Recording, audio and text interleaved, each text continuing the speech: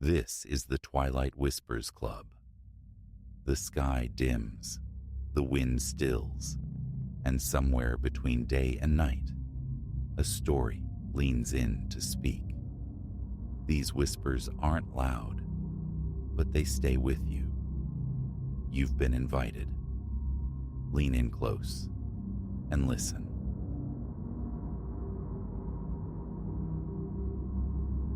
Digital eyes chronicled my arrival at the Apex Tower, 8:47 p.m. precisely. I know because I replayed the security feed, a grim ritual performed countless times, seeking logic in that night's delirium. The timecode burned into the corner showed me gliding through the revolving glass doors, attaché case of familiar weight in my hand, bound for the 23rd floor, and the crucial contract I'd foolishly abandoned, an ascent I never completed. My devotion to the firm bordered on obsession. Eleanor had named it thus before our parting became final. This night stood as stark evidence of her claim. The cleaning crews had already made their passage, leaving the air sharp with the tang of disinfectant, a scent that always provoked a phantom itch within my nostrils. My own footfalls were unnervingly loud against the polished expanse of the lobby's marble floor. Sal, the night watchman, was absent from his station, likely making his rounds, or perhaps seeking refuge in the restroom's solitude. No matter. My key card granted passage. The document was all that mattered. Ambient light bathed the lobby in a muted nocturnal glow, punctuated by the crimson insistence of emergency exit signs bleeding onto the walls. The click of my leather soles against stone marked my path towards the elevator bank, 4 monolithic slabs of brushed steel confronting me. I summoned a car. The third from the left chimed almost instantly, its doors parting with a soft pneumatic sigh.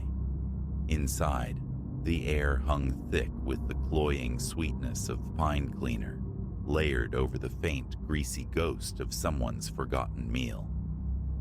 I pressed 23.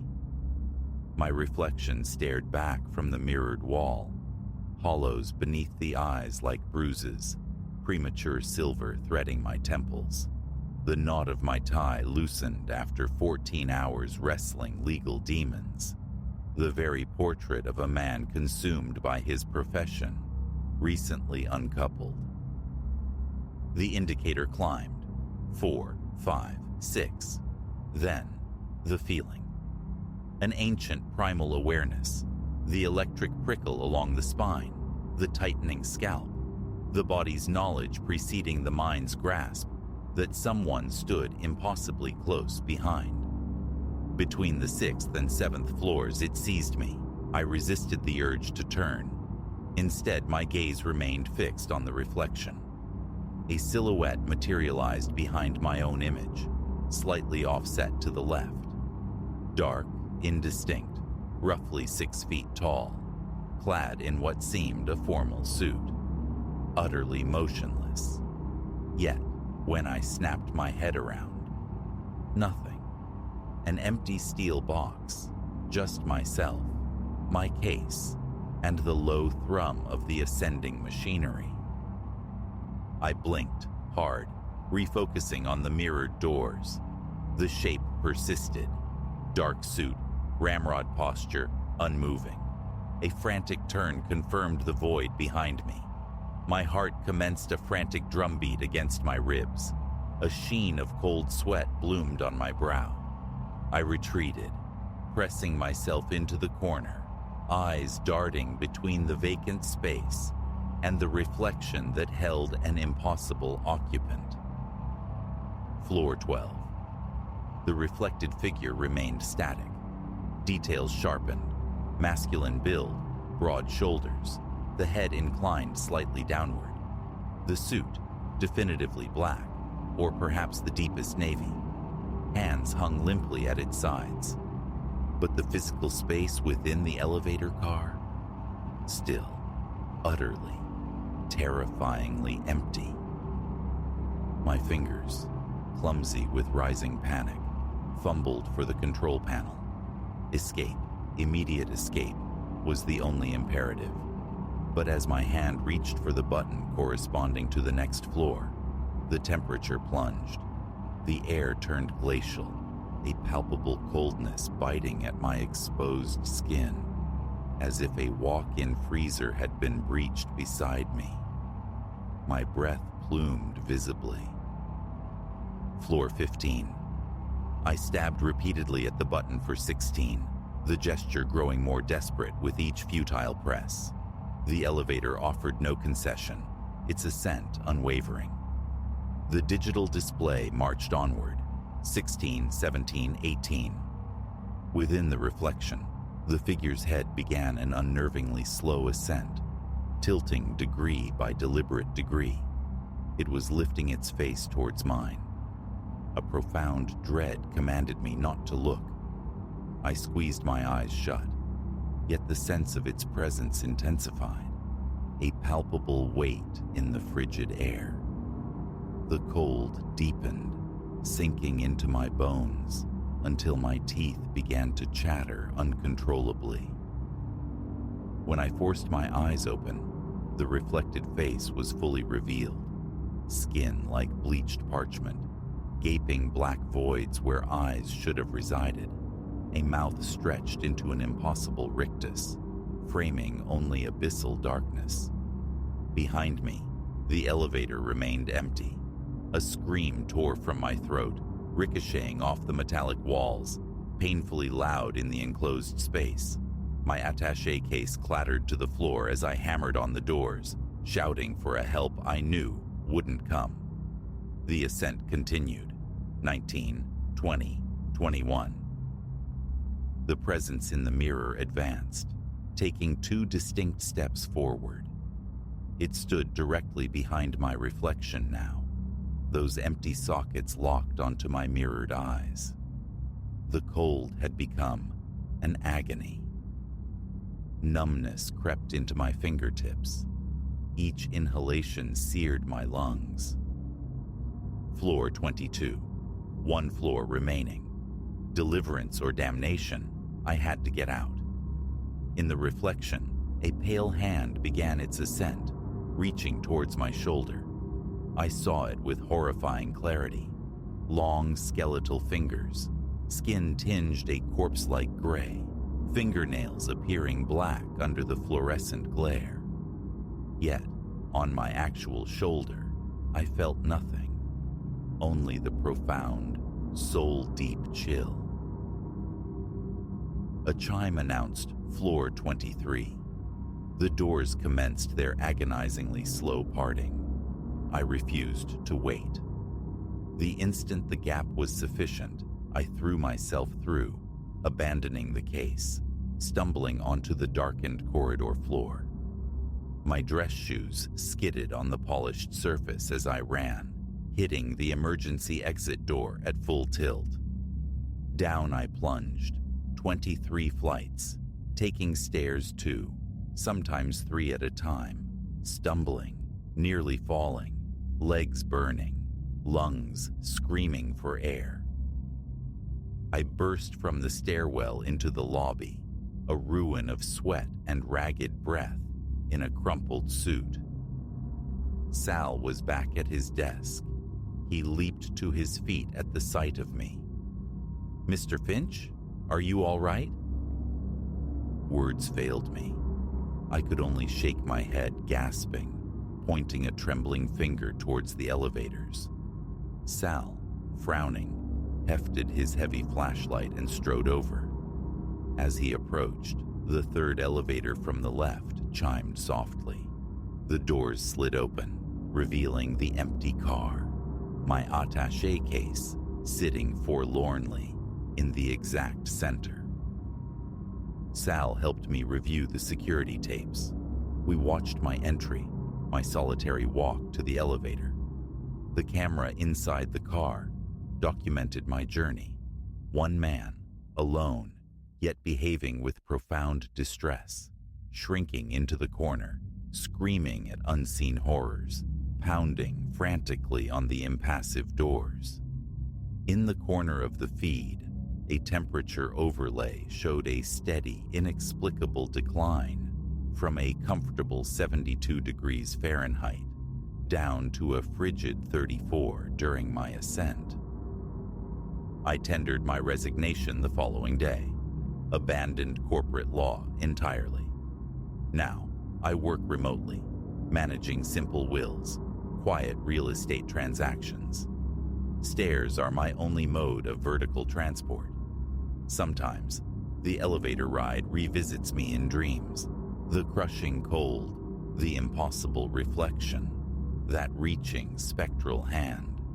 But mostly, I suppress the memory. Yesterday, however, the past reached out.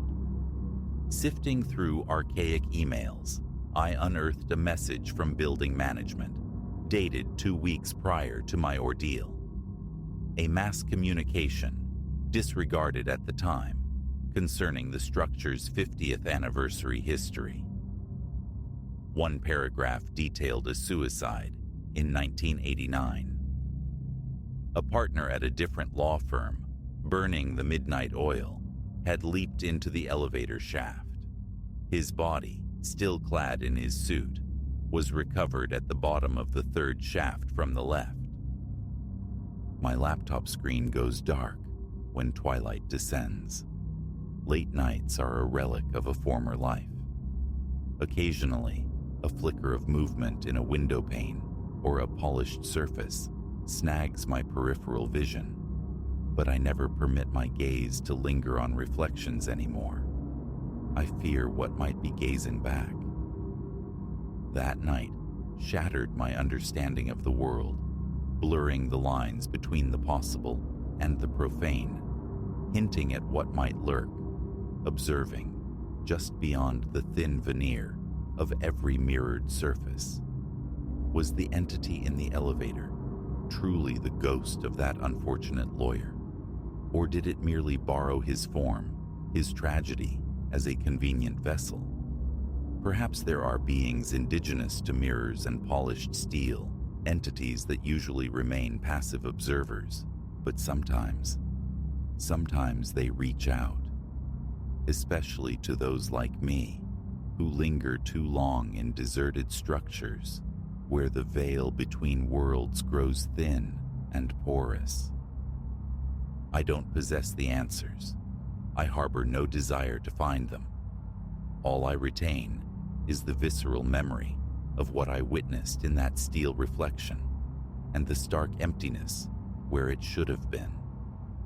All I know is the ice that permeated my soul, the terror that clawed at my sanity, and the image of that pale hand extending towards me in the mirror. All I know is that Apex Tower is forbidden territory, and every mirror in my home remains shrouded after dusk.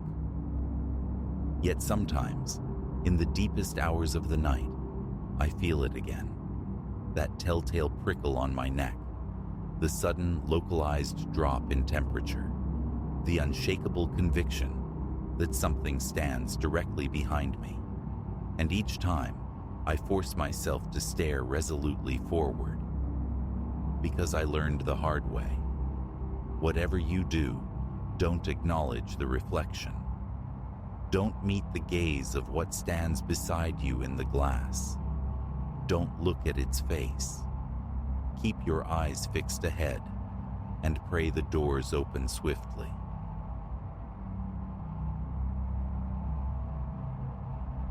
It materialized from the digital ether like a phantom limb.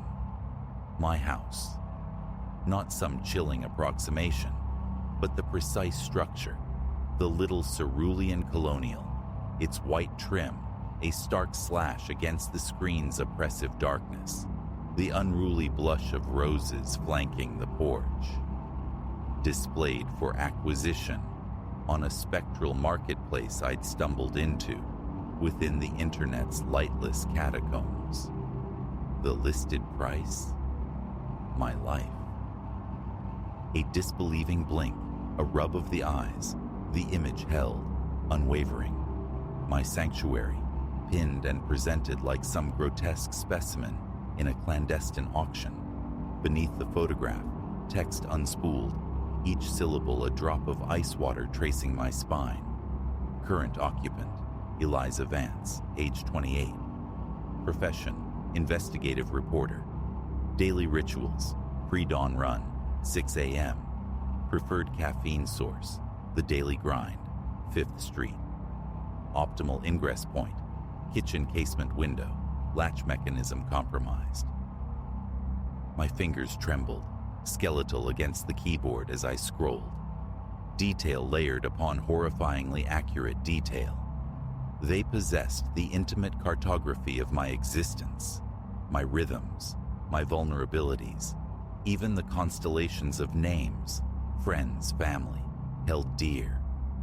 All meticulously cataloged, appraised, and now offered to the deepest, darkest pockets. The laptop lid slammed shut, the sound cracking the silence like a gunshot. My heart hammered a frantic Morse code against my ribs. Surely this was some elaborate, cruel jest. Yet, a cold certainty settled deep in my gut. As a journalist who charted the murky depths of cybercrime, who navigated the shadowed alleys of the dark web, I'd witnessed unsettling vistas, but never had the abyss gazed back from my own threshold. Literally. Silence stretched, thick and suffocating, as I wrestled with the impossible reality. Then, the dam broke. Panic surged, cold and electric. Action was imperative. Someone needed to know. But who? The authorities? Would the narrative of a dark web hit, listed against a journalist's life, evidenced by a phantom web page, hold any water? With hands that shook anew, I forced the laptop open, driven by the need for proof, for anchors in this sudden storm. Navigating back through the digital labyrinth led only to dead ends. The site, the listing, vanished, utterly erased, as if my viewing had been a hallucination. But no, it was real. The cold dread clinging to me was proof enough, and its reality meant my life was balanced on a knife's edge. The subsequent hours dissolved into a frenzy of digital fortification. Passwords twisted into complex, unrecognizable sequences. The webcam's eye was blinded with opaque tape. I even contemplated shattering my phone, that ubiquitous tracker. Yet, a persistent whisper undermined every precaution. Too late. They already knew. The harvest was complete. How long had unseen eyes been chronicling my days? And more chillingly, who were they? As dawn bruised the sky, painting my bedroom window with pale spectral light, a decision crystallized. This house, this city, they were no longer sanctuary, but cage. Disappearance was the only path. Become someone else. A ghost, essentials crammed into a bag, bank accounts bled of physical currency, a vague electronic message dispatched to my editor citing personal leave. Then, one final aching look at the shell of a life I'd inhabited for 5 years, and I walked out. The click of the lock echoing like a final punctuation mark. The ensuing days blurred into a montage of peeling motel wallpaper and perpetual transit. My phone, a potential Judas, was abandoned, a burner acquired. Every ingrained habit, every comfortable routine was methodically dismantled. No more dawn runs along familiar paths, no more lingering over coffee in cherished spots. I cultivated anonymity, a wraith leaving no digital footprints, transactions conducted solely in the universal language of worn banknotes. Yet, the sensation persisted, a constant prickle at the nape of my neck. I was being observed. Every security camera lens seemed to swivel, tracking my passage. Every unfamiliar face held the potential of menace. Paranoia became my shadow, whispering threats at every turn. It was day 5. In a greasy spoon diner clinging to the edge of some forgotten highway, it reappeared. Idly scrolling news feeds on a sterile, anonymous laptop, a window bloomed, unbidden. My house, the cerulean ghost, once more on display. But the description beneath had evolved, sharpened to a razor's edge. Target mobile, last confirmed vector, Highway 16, proceeding west. Reward offered for current coordinates. The blood in my veins turned to slush. They weren't just watching, they were actively hunting, crowdsourcing my location like some perverse scavenger hunt. The laptop snapped shut again, drawing incurious glances from patrons lost in their own worlds. My mind raced, a frantic engine seeking purchase. How? The digital hygiene had been meticulous, obsessive. How could they still pinpoint me? Hurrying out into the sun-bleached parking lot, eyes darting, scanning, a colder thought pierced the panic. What if the trail wasn't digital? What if the leash was woven into my very flesh? An article I'd researched months prior surfaced. Implantable RFID chips, subcutaneous trackers. Dismissed then as fringe paranoia, the notion now felt chillingly plausible. My hands flew over my skin, searching for telltale scars, for minute lumps beneath the surface that felt alien. Nothing. But the absence of evidence wasn't evidence of absence. Could it have been done while I slept? Introduced via food, water? Stop it, I commanded myself fiercely. You're spiraling. Find rationality. But rationality felt like a distant shore, lost somewhere back along Highway 16. Every passing headlight was a potential pursuer, every sidelong glance a silent judgment. Help. I needed help. But who remained untainted, outside the potential reach of this invisible web? Colleagues, too exposed. Police? They'd likely see delusion, not data. Family?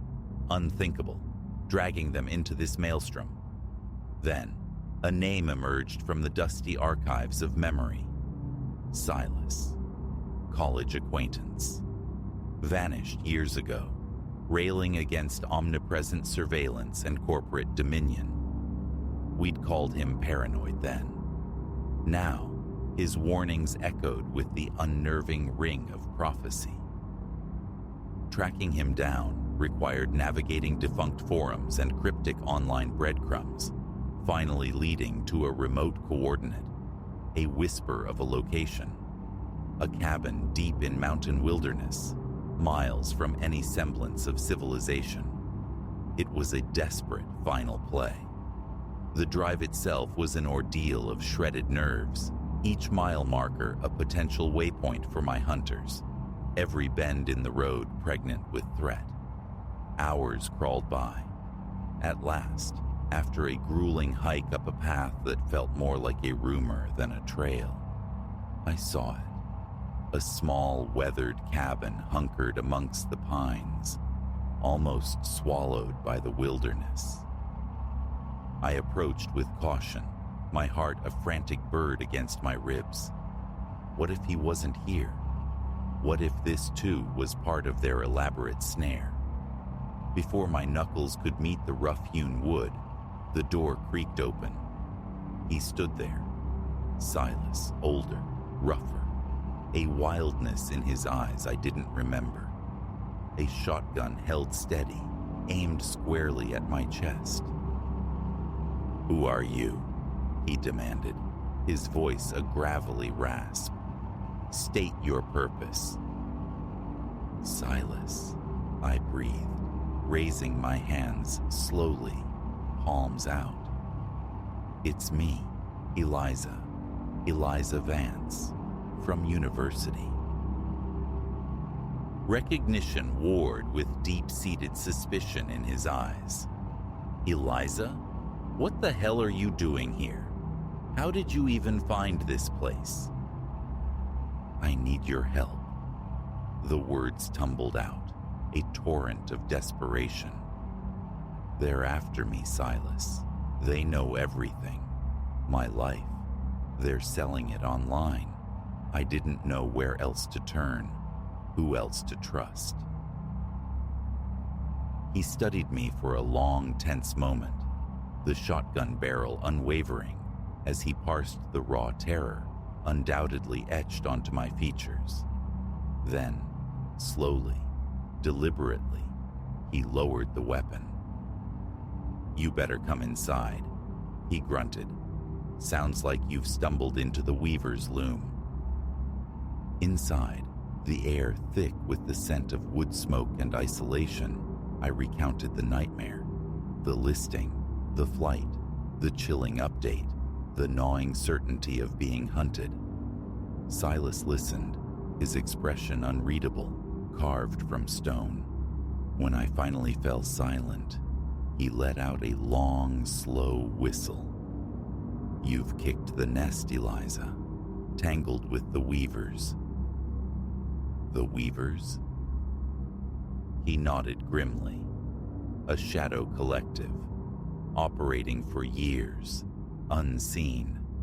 They harvest data, weave profiles, sell lives to the highest bidder, governments, corporations, criminal syndicates, anyone willing to pay their price." "But why me?" My voice was small, lost in the cabin's heavy silence. "I'm nobody." "You're a reporter," Silas stated, his gaze sharp. "You dig, poking around in their digital back alleys. My guess? You unearthed something they wanted buried deep. That data harvesting piece you were working on?" The connection flared, sudden and blinding. The investigation I'd considered purely academic, exposing the hidden architectures of data exploitation, had I inadvertently mapped a critical node in their unseen empire. So what do I do now? The question hung in the air, heavy with fear and uncertainty.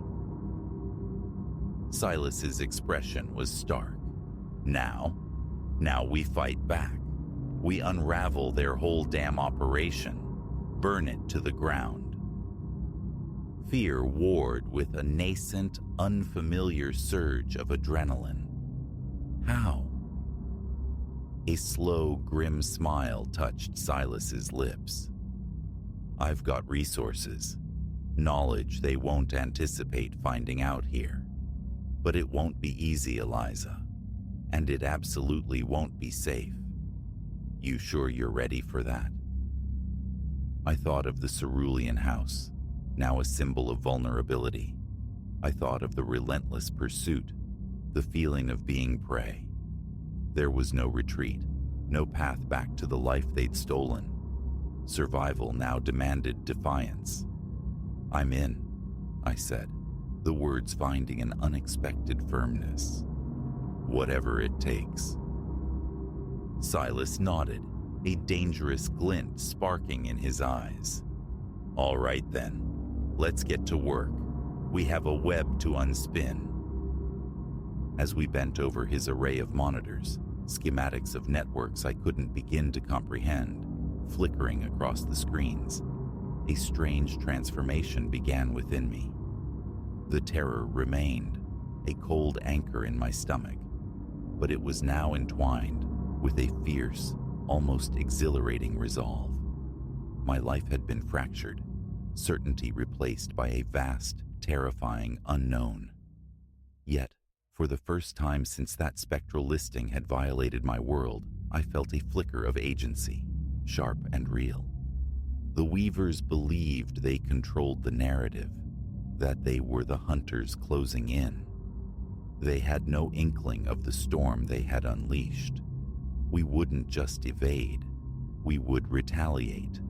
We would dismantle their shadow market, thread by insidious thread. Reclaiming my old life felt distant, perhaps impossible. Maybe something new would be forged in this crucible. The hunt was over. The war had just begun.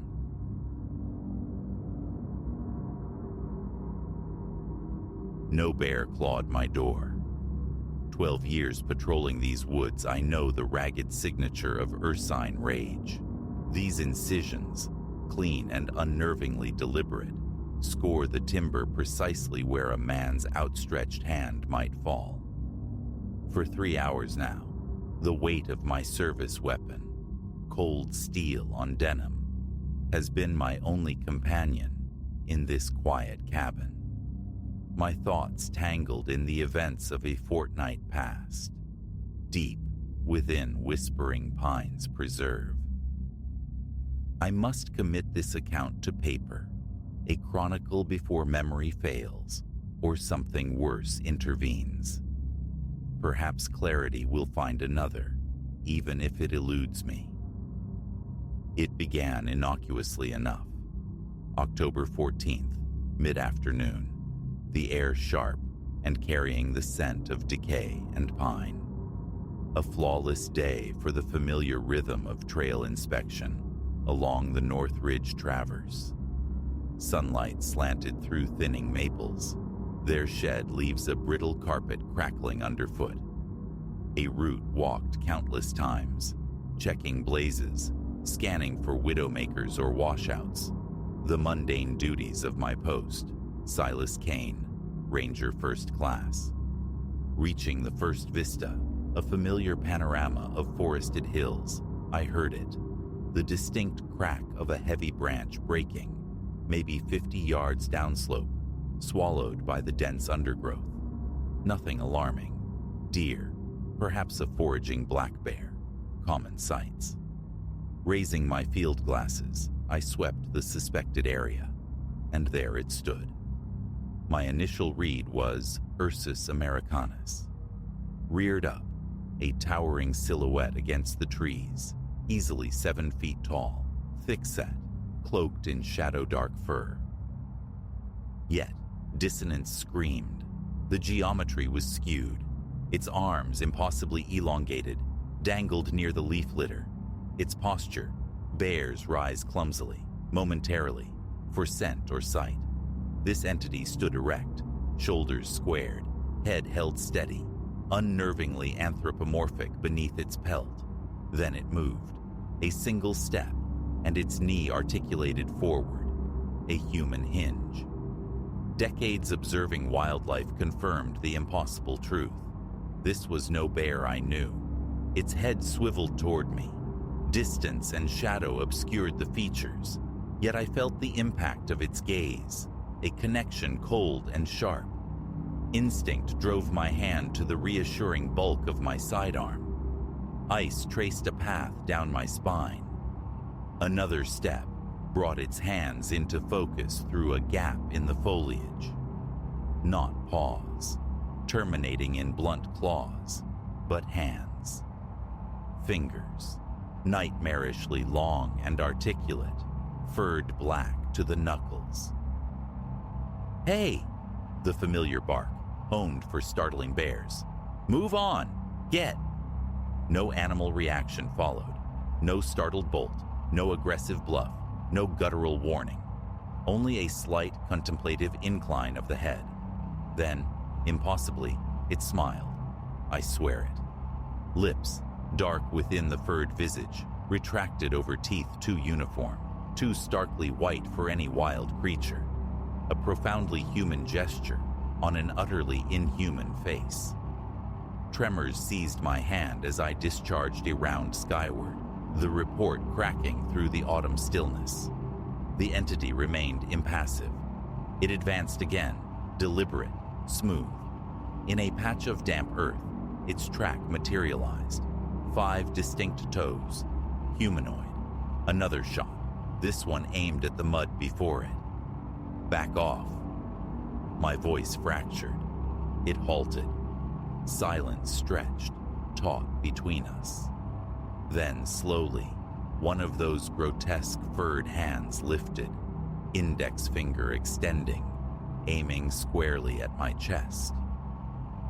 After an eternal moment, it turned, not with the panicked scramble of a spooked animal, but with the unhurried stride of something utterly confident, melting into the deep timber's embrace. My fingers fumbled with the radio. Dispatch. Silas reporting aggressive Ursine encounter. North Ridge. Shots fired. Warning only. What other narrative existed?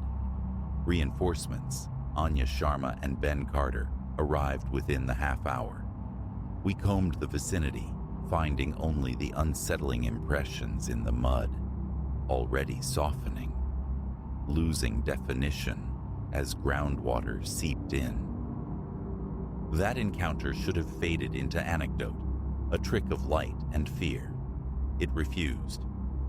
The following morning, near the station, a beech tree bore fresh wounds, not the random gouges of claws, but a precise symbol. 3 vertical slashes bisected by 2 horizontal bars. I documented it with my phone, yet when I returned with Ben, the marked section of bark was gone, ripped cleanly away. 3 dusks later, securing the interpretive center, movement snagged my peripheral vision. Between parked vehicles, bathed in the twilight's gloom, it stood, watching. Closer this time, details emerged. The fur wasn't uniform, showing mottled gray streaks like threadbare fabric clinging to shadow.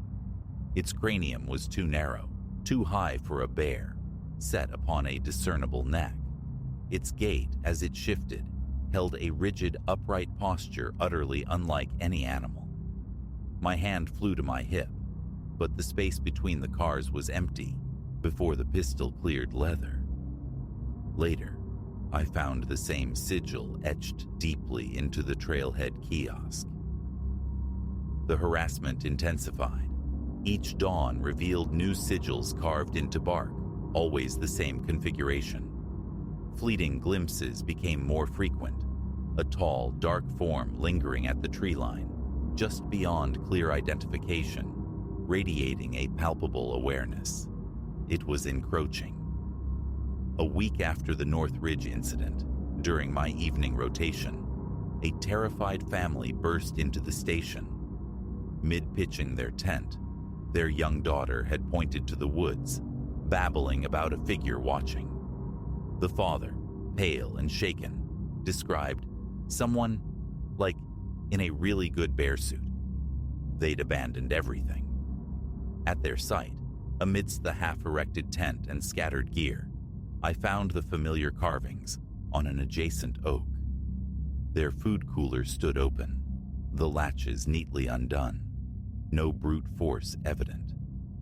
Inside, provisions lay undisturbed, but meticulously sorted into separate, ordered piles. An act not of hunger, but of examination. Sleep became a forgotten luxury. Every nocturnal creak, every rustle of leaves sent jolts through my system. Around 3 a.m, the unmistakable cadence of heavy footfalls echoed on my porch planks. Peering through the window blind, I saw a tall silhouette glide past, upright, fluid, unnervingly purposeful. By the time I'd snatched my pistol and beam, flinging the door open, the porch was empty, but not entirely. Resting squarely on the welcome mat lay a ranger's campaign hat, regulation issue, ripped into ragged strips. A message. I laid it all out for Chief Miller the next morning. His skepticism was palpable, Yet the shredded hat, the consistent reports, warranted action. He called in Dr. Eris Thorne, a biologist renowned for tackling wildlife anomalies.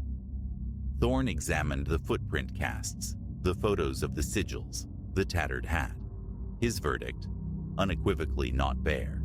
Beyond that, unprecedented, he murmured, shaking his head. A coordinated sweep followed. 5 rangers, Thorne, his assistant, and Elias Vance, a local tracker whose knowledge of these woods was legendary. Days yielded nothing tangible, only more sigils, ever the same. It was Vance who noticed the chilling geometry. The carvings formed a precise perimeter around my cabin, each marking equidistant, precisely 100 yards out. A boundary, or a cage. That evening, the familiar dread was pierced by a new sound, sharp and intimate. Knocking. Tap, tap, tap. On my front door. Heart hammering against my ribs, I crept to the peephole. Bathed in the yellow glare of the porch lamp stood the nightmare made manifest. All the discordant details snapped into focus. The grotesque elongation of limbs, the unsettling stiffness of its posture. The pelt wasn't fur, but some dark, matted integument that seemed to shift unnaturally. Its face, a horrifying amalgam of ursine structure and human suggestion, vacant yet intelligent. And draped over its frame, torn shreds of official Park Service green, shirt fragments, a leg strip from standard-issue trousers, a mockery. Paralyzed, I watched its long-fingered hand rise, knuckles rapping the wood thrice more. Tap, tap, tap. It leaned in, its proximity filling the fisheye lens. Then, it spoke. A voice like rocks grinding together, unused, yet forming clear, chilling words. "Let me in, Silas." My phone. I fumbled for it, desperate for proof, but the screen remained stubbornly black, dead. Glancing back at the peephole, I recoiled. Its face pressed hard against the glass, distorted alien eyes, unsettlingly human, boring into mine. Condensation bloomed on the lens from its unseen breath. "I have observed," the rasping voice continued, "learned." Primal terror took over. I raised the pistol, leveled it at the center of the door where its torso would be, and fired. 4 times. The roar was deafening in the small space, the recoil jarring my arm, the impacts splintering wood. Silence crashed back in. 10 minutes crawled by before I dared unbolt the lock. Nothing. No blood spatter, no tracks on the porch boards, no sign of the entity save the ragged quartet of bullet holes marring the door. And, snagged on a fresh splinter near the lowest hole, a small triangular scrap of Park Service green fabric. Yesterday feels a lifetime ago. Today I reported unfit for duty, barricaded within these 4 walls. An hour past dawn, the sigil appeared, etched deep into my front door. Now, sounds circle the cabin, stealthy movements in the surrounding brush, the snap of twigs just beyond the light's reach, and the knocking persists, a rhythmic, patient summons. Tap, tap, tap, pause, tap, tap, tap. The radio offers only intermittent bursts of static, but sometimes, woven into the hiss, I swear, I hear that gravelly voice whispering my name. Silas. My calls to Anya, to Ben, to the main station go unanswered. The landline rings into an empty void. Dusk bleeds through the pines now, painting the world in shades of bruised purple and gray. Through the west window, movement flickers between the darkening trunks. Tall shapes, navigating the trees with that same unnerving, upright gait. Not one anymore. Several. The knocking resumes, no longer confined to the front door. It resonates from the back, the sides, a coordinated, encompassing rhythm. Tap, tap, tap, and then the voices. Plural now, a chorus of stones grinding, ragged but synchronized. Let us in, Silas. We have learned from your ways. It is time you learned from ours. This chronicle is all that remains, a testament, a plea. If these words find you, avoid Whispering Pines Preserve. Should you venture into any deep wood and glimpse a form that mimics a bear, but stands too tall, walks too smoothly, flee. Do not hesitate. Do not study it. Run. The chorus outside swells. The knocking intensifies. My pistol lies heavy beside this paper, fully loaded, utterly useless. They have learned. They have adapted. And now, their lesson begins. Tonight, I suspect, marks my final shift. Perhaps my last, as anything resembling human.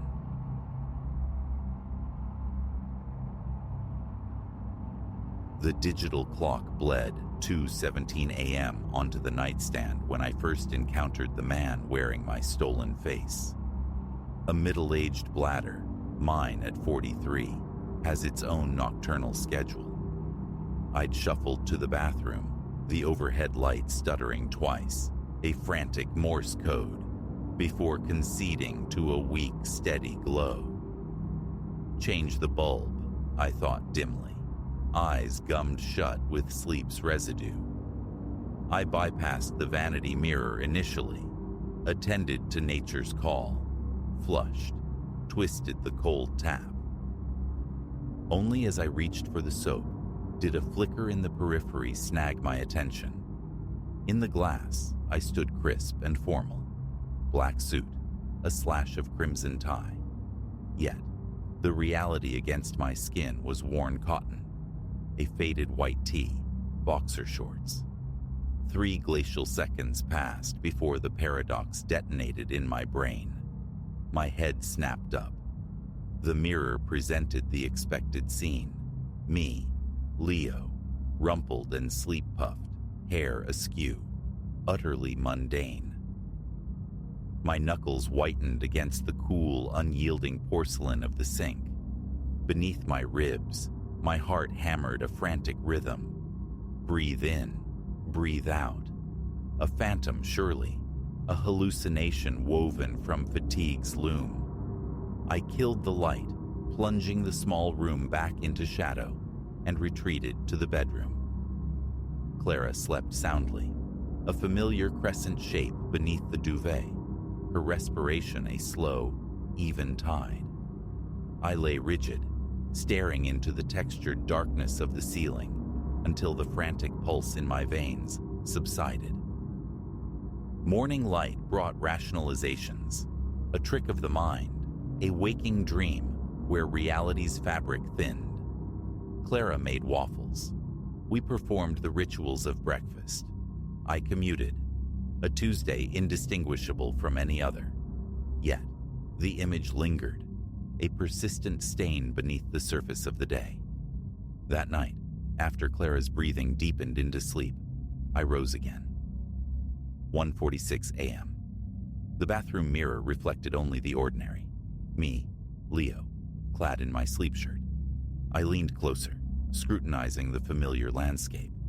The same slate-gray eyes, the nose bearing the subtle legacy of a high school hockey injury, the faint scar bisecting my chin. The bulb gave a single violent flicker. In that sliver of blackness, a shift occurred. As the light steadied, the reflection wore a different shirt. Deep navy, not white. I blinked fiercely. The image recalibrated, snapping back to my reality. Tremors ran through my hands as I splashed icy water onto my face. The mirrored man mimicked the motion precisely. Synchronicity restored. Water beaded on my chin. I touched it. His hand mirrored mine. "Pull yourself together, Leo," I whispered, the words forming silently on the reflected lips.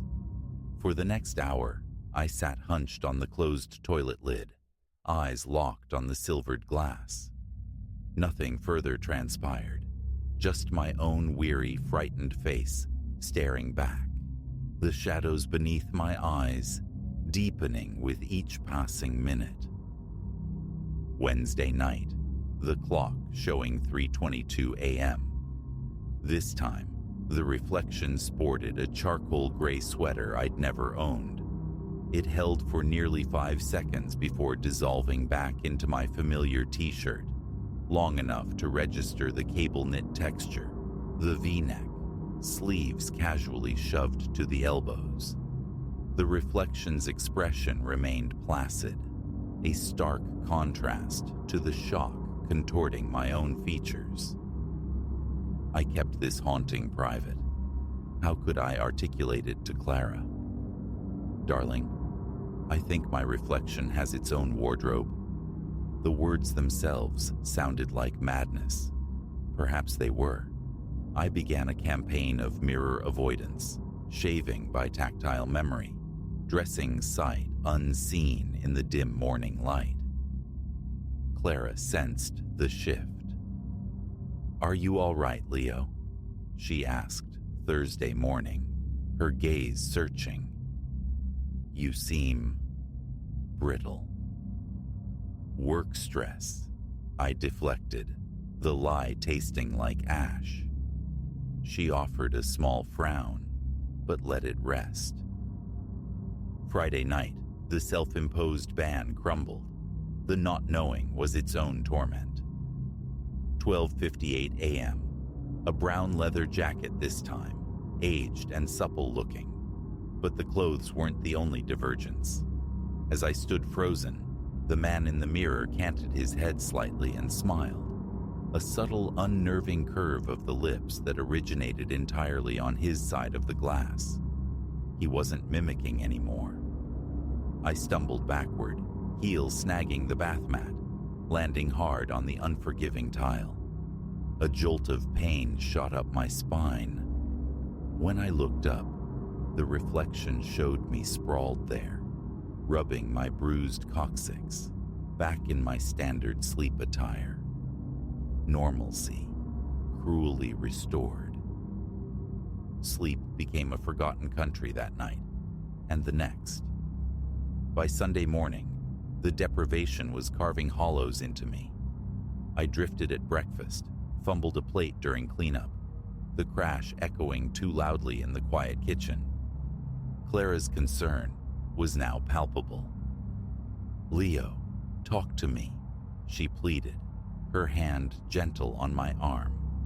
"Please, what is happening?" I shook my head, unable to form the words. Just not sleeping. "Maybe you need something? See Dr. Evans?" "Maybe," I conceded, knowing no prescription could touch this creeping dread. Sunday night, 11:34 p.m. I sat on the closed toilet in the darkness, the mirror a flat gray void. My phone's screen cast a spectral blue light on my face as I compulsively checked the time. Precisely at midnight, my thumb found the switch. I flicked it. The reflection stood in the black suit again, the echo of that first night. But now, a dark bloom stained the pristine white collar, starkly visible above the red tie. Blood. The mirror man's smile stretched wider than any expression my own face could make. He lifted a hand, palm open, and beckoned. Panic seized me. I scrambled backward, wrenched the door open, fled, slamming it shut behind me, pressing my spine against the wood, lungs burning. From the bedroom, Clara's voice, laced with sleep, called out, "Leo, everything okay?" "Fine," the word fractured. "Stubbed my toe, badly." Monday morning, I phoned in sick. Concentration was impossible. Hours dissolved into frantic online searches, doppelgangers, mirror folklore, psychotic breaks, spectral encounters. The internet offered only digital ghost stories and clinical descriptions of delusion. By Monday night, nearly 72 hours without sleep had passed. The world shimmered, objects trailing faint afterimages when I turned my head. Clara pressed a sleeping pill into my hand, her eyes filled with worry I couldn't bear. I swallowed it to appease her. 3:47 a.m. The pill was useless ballast. I lay in bed, eyes gritty, thoughts racing like frantic mice. The inevitable bladder pressure built. I fought it, lost. The bathroom mirror. He wore a pale hospital gown, grotesquely spattered with crimson. The reflection's smile was a horrifying rictus, stretching beyond anatomical possibility. His hands, impossibly, pressed flat against the inside of the glass, straining outward. A sharp crack resonated, like ice fracturing under pressure. Thin, crazed lines radiated across the mirror's surface from his fingertips. I fled again, locking the bedroom door, rattling the knob. Clara jolted awake. "Leo, what is it?" She switched on the bedside lamp. "My God, you look terrible." The dam broke. Words tumbled out, a chaotic torrent. The shifting clothes, the independent movements, the blood, the smile, the beckoning hand, the cracking glass. She listened, her face a mask of disbelief, warring with undeniable fear. For me. How could she believe it? Yet my terror was real, visceral. At 4 a.m, she was on the phone, securing an emergency appointment with Dr. Evans. "Try to rest," she murmured, holding my trembling hand. "I'll stay up with you." Rest was impossible. Closing my eyes only conjured the grotesque smile, the reaching hands. The doctor prescribed antipsychotics, ran blood tests that revealed nothing, recommended a psychiatrist. Clara booked it for the following week. That night, I took the new medication. It swatted my brain in cotton wool, distancing the world. But at 2:13 a.m., habit and biology drove me to the bathroom. I looked. My face stared back, but the form was nightmarishly wrong. Limbs elongated and twisted, fingers too numerous, blood seeming to drip from the ceiling behind him. The crack in the mirror spiderwebbed further, with a sickening crystalline sound. I stumbled back to bed. Clara held me as I shook uncontrollably. "We'll go to a hotel tomorrow," she whispered fiercely. "We'll leave this place, get rid of that mirror." "It won't matter," I rasped, the truth a cold certainty in my gut. "He'll find other glass. He's waiting." "It's not real, Leo," she insisted, voice tight with forced conviction. "The medicine will work. We'll fix this." 5:56 a.m. Sleep remained elusive. Clara dozed fitfully beside me. A sound drifted from the bathroom, quiet, rhythmic, tap, tap, tap. Compulsion stronger than fear propelled me out of bed. I had to see. The mirror lay in ruins. Shards glittered across the tile like fallen stars, crunching under my bare feet. Viscous drops of blood oozed from the empty frame, and in every fractured piece, a different version of me watched. Countless outfits, varying wounds, myriad smiles, all focused, all reaching. The largest shard, near the bottom, reflected the man in the black suit, his hands pressed against the sliver of glass from the other side. The barrier felt gossamer thin. Tentatively, I reached out, my fingertip touching the cool surface. A shock, freezing cold, then sudden warmth. Then, absence. A strange sensation of inversion, of slipping through. Clara found the bathroom empty later that morning, the scene telling a silent, chilling story of broken glass and bloodstains on the floor. My side of the bed retained a fading warmth. Now, I watch her sometimes, through the silvered plane. I observe myself, the figure wearing my face, moving through our home in clothes I never purchased, a smile stretching fractionally wider each day. I am still here, you see, just displaced, trapped on the wrong side of the reflection.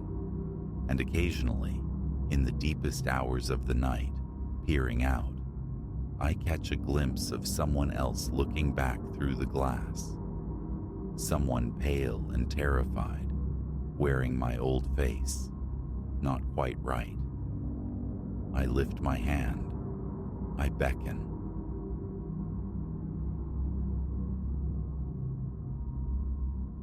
The initial palmistry commenced 3 weeks gone.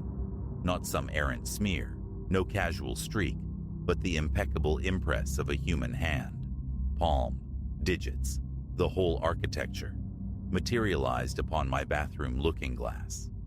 I recall the precise instant of its apprehension. My heart, I swear, stalled for 2 entire beats. Dramatic, perhaps, yet utterly true. The pulse vanished from my wrist as I stood there, shower damp, towel cinched, gaping at the fundamentally impossible. Solitude is my state in apartment 4B, nestled within a converted Victorian edifice in Boston's Back Bay Warren. That morning dawned as any unremarkable Tuesday. A 6:30 awakening, the ritual of coffee, a cursory scan of electronic missives, then the plunge into the shower's heat at 7:15, prepping for the day's financial skirmishes. Steam billowed thick upon my exit, the usual consequence of hot water in cramped quarters with antiquated ventilation. I snatched a hand towel, swiped a clear circle onto the fogged pane to navigate a razor, and there it resided, eye level. A flawless handprint pressed into the ephemeral condensation. Larger than my own hand, its fingers stretched long and slender above a broad palm. Every crease, every whorl, rendered with astonishing fidelity, as though someone had laid their hand flat against the cool glass with deliberate, measured pressure. I blinked again, then vigorously scrubbed the entire mirror clear with the towel. The apparition dissolved. My immediate rationale, a phantasm of the eye, steam and shadow conspiring to deceive. Yet, leaning intimately close, I discerned the faintest residue, an oily whisper on the surface precisely where the print had bloomed. Someone, or something, had made contact. The bathroom window stood firmly latched, as ever. The sole ingress was the door through which I'd passed, and the apartment had held only me through the night's passage. A frantic cadence began in my chest as logic fractured, a nocturnal intruder. But why only caress the mirror? And how bypass the deadbolts, the security lattice, without a single electronic murmur? Work received a fabricated illness that day. Hours bled away scrutinizing every floorboard, every threshold for a sign of trespass. Locks were replaced, the building superintendent summoned to review corridor surveillance footage. The tapes yielded nothing, no soul but mine traversing the threshold of 4B. Sleep that night was a shallow, fractured thing. Each groan of the old structure jolted me upright. Compulsive trips to the bathroom punctuated the darkness, half expecting a silent watcher. The mirror remained pristine, the solitude unbroken. By morning's light, Self-doubt had almost woven a convincing tapestry. Stress, surely. The investment firm demanded long hours. Sleep was scarce. Perhaps a vacation was overdue. Then, precisely 1 week later, the recurrence. The same ablutionary sequence: shower, steam, the wiped patch upon the glass. Only this time, 2 handprints materialized, fraternal twins positioned side by side. Identical scale, identical contours to the first, pressed into the mist as if someone had stood poised before the mirror, leaning in with both palms braced against its surface. Wiping them felt futile this time. Instead, my phone emerged, camera activated, though my trembling hands rendered the initial captures mere blurs. A steady shot finally secured, I scrutinized the image. The prints were uncanny replicas of each other, down to the most minute ridge and valley, as though stamped by the same hand, twice with microscopic exactitude. It was then a detail snagged my attention, plunging my stomach into icy depths. Centered in each palm lay a perfect circle, roughly the diameter of a quarter. No feature belonging to human anatomy. These circles possessed sharp, defined edges, seeming to pierce deep into the palm itself, like apertures punched clean through the flesh. I forwarded the image to Elias, my closest confidant, affecting nonchalance. Odd bathroom artifact. Thoughts? His reply arrived swiftly. Nice Photoshop work, mate.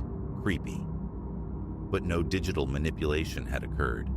The prints were terrifyingly real, present in my private space, defying all explanation.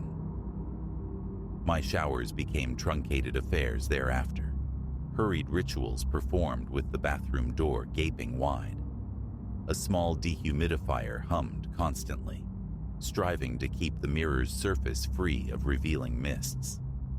For 2 weeks, an unnerving quiet reigned. No further prints manifested. A fragile tendril of relaxation began to unfurl within me. Perhaps the anomaly, whatever its nature, had departed. Until last night. Work had stretched obscenely late. I crossed my threshold after midnight. Exhaustion, a heavy cloak.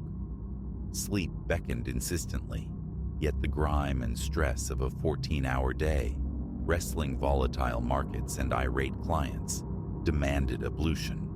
The cascade of hot water felt narcotic, dangerously soothing. I lingered beneath the spray, vigilance dissolving, time slipping its moorings.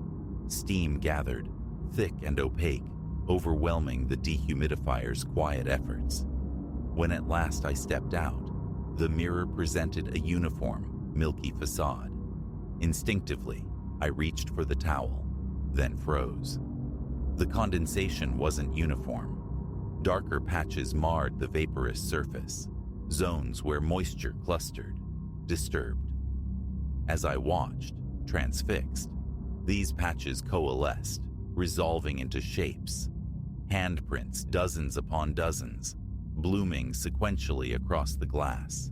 A silent film of multiple entities, pressing palms against the barrier from the other side. Each print, a perfect echo of the earlier ones, bore the same disturbing circular void in its palm. Immobilized, breath caught high in my throat. I stood dripping as the handprints proliferated, consuming every square inch of the mirror. Rivulets of condensation began to trace paths down the glass, lending the prints an illusion of sinister motion in the dim light. Then came the sound, a soft, wet friction, like damp skin dragging across glass, emanating from the mirror. It started subtly, then intensified, becoming rhythmic, insistent. The sound of something applying repeated pressure, seeking purchase, trying to push. The mirror's plane began to distort. Not an optical illusion. The glass itself commenced to ripple, undulating like water, disturbed by unseen rainfall. The handprints deepened, indenting further, transitioning from mere impressions in steam to actual concavities within the mirror's substance. I retreated instinctively, my back finding the cold tile of the opposite wall. The sliding noise grew louder, wetter. The hands pressed harder, burrowing into the glass. Fingers became discernible now, three-dimensional forms extruding from the mirror's plane, like pallid dough being worked from behind. The first hand breached entirely, extending into the tangible space of my bathroom, long, bone-white fingers grasping at the air. The skin possessed an unnerving smoothness, almost synthetic, punctuated by that perfect, circular emptiness punched through the palm. Through the hole, I could see the floral pattern of the wallpaper behind it. I ran. No thought for possessions, for clothing, just pure adrenalized flight out of the bathroom, out of the apartment, into the hushed corridor. I hammered on my neighbor's door until Mrs. Albright appeared, swathed in her nightdress. Her eyes widened at the sight of me, naked, soaking, babbling, and she moved to slam the door shut. "Please," I choked out, the terror raw in my voice. "Call the police. Someone's in my bathroom. Something." She must have registered the primal fear, for she relented, ushering me inside, offering her phone, her late husband's voluminous bathrobe, while we awaited the authorities. Their search was methodical, thorough. They discovered nothing beyond a significant puddle on the bathroom floor, evidence only of my hasty, unclothed exit. The mirror stood placid and unremarkable. No prints, no ripples, no perforations. The officers maintained professionalism, yet their expressions broadcast their verdict. Drunk, perhaps, or unraveling. They advised sleep, a doctor's visit if the anxiety persisted. I am at Elias's now, transcribing this while the horror remains sharp-edged in memory. He posed no questions upon my 2 a.m. arrival, simply prepared the couch, offered a beer, and granted indefinite sanctuary. But the return is inevitable. Back to my apartment, back to that looking glass, because there's a detail I've withheld, even from Elias. As I recoiled from the bathroom threshold last night, in the final instant before terror propelled me away, I perceived something behind the emergent hands. A face pressed flush against the glass, just as the hands had been. Smooth alabaster white, featureless save for holes where eyes should reside. Perfect circular voids, identical in size to those piercing the palms. It registered my presence. I felt its gaze, its awareness lock onto mine. And with chilling certainty, I know it remains there still, patient, inhabiting the space beyond my mirror, awaiting the return of the steam, awaiting my homecoming. Hours have slipped by on Elias's sofa. Dawn paints the window pane.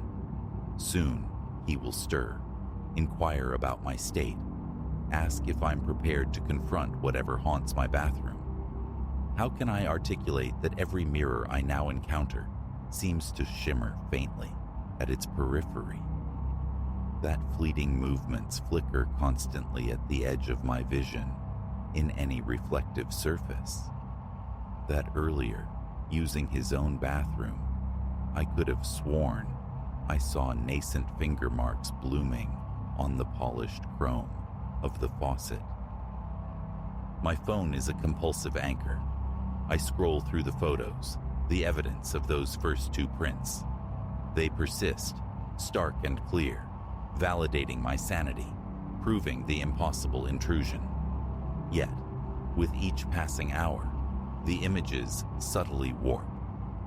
The hands seem to press deeper into the digital frame. The circular wounds yawn wider. And lurking in the background, within the mirror's reflected depths, a face gains faint definition. It draws nearer. The phone vibrates. A text from my supervisor demanding my whereabouts. Another from my mother confirming Sunday dinner. Mundane signals from a world where mirrors are inert objects. Handprints, mundane traces. Holes, simple absences. But that world is lost to me now, irrevocably altered by what I've witnessed, by what I know waits within every reflection, every sheet of glass, every polished surface and transient puddle. They are all apertures now, portals to elsewhere. And something on the far side has noted my attention. Elias is moving in his room. Soon, explanations will be sought. Soon, a decision must be forged. For this moment, though, I remain here, watching the nascent sun, deliberately averting my gaze from the blank television screen across the room, fighting the perception of its dark surface, subtly undulating, as if under pressure from within, resisting the urge to acknowledge the faint impressions coalescing in its reflection. Marks disturbingly reminiscent of hands, bearing perfect circular holes. Closing my eyes offers no refuge. The knowledge is branded. The mirrors were never windows. They are doors. And I didn't merely glimpse something beyond. I allowed it to glimpse me in return. It has been trailing me ever since, migrating from reflection to reflection, closing the distance with each transition, anticipating the opportune moment, the right confluence of steam and shadow and isolation, waiting to reach through fully and drag me back to its side.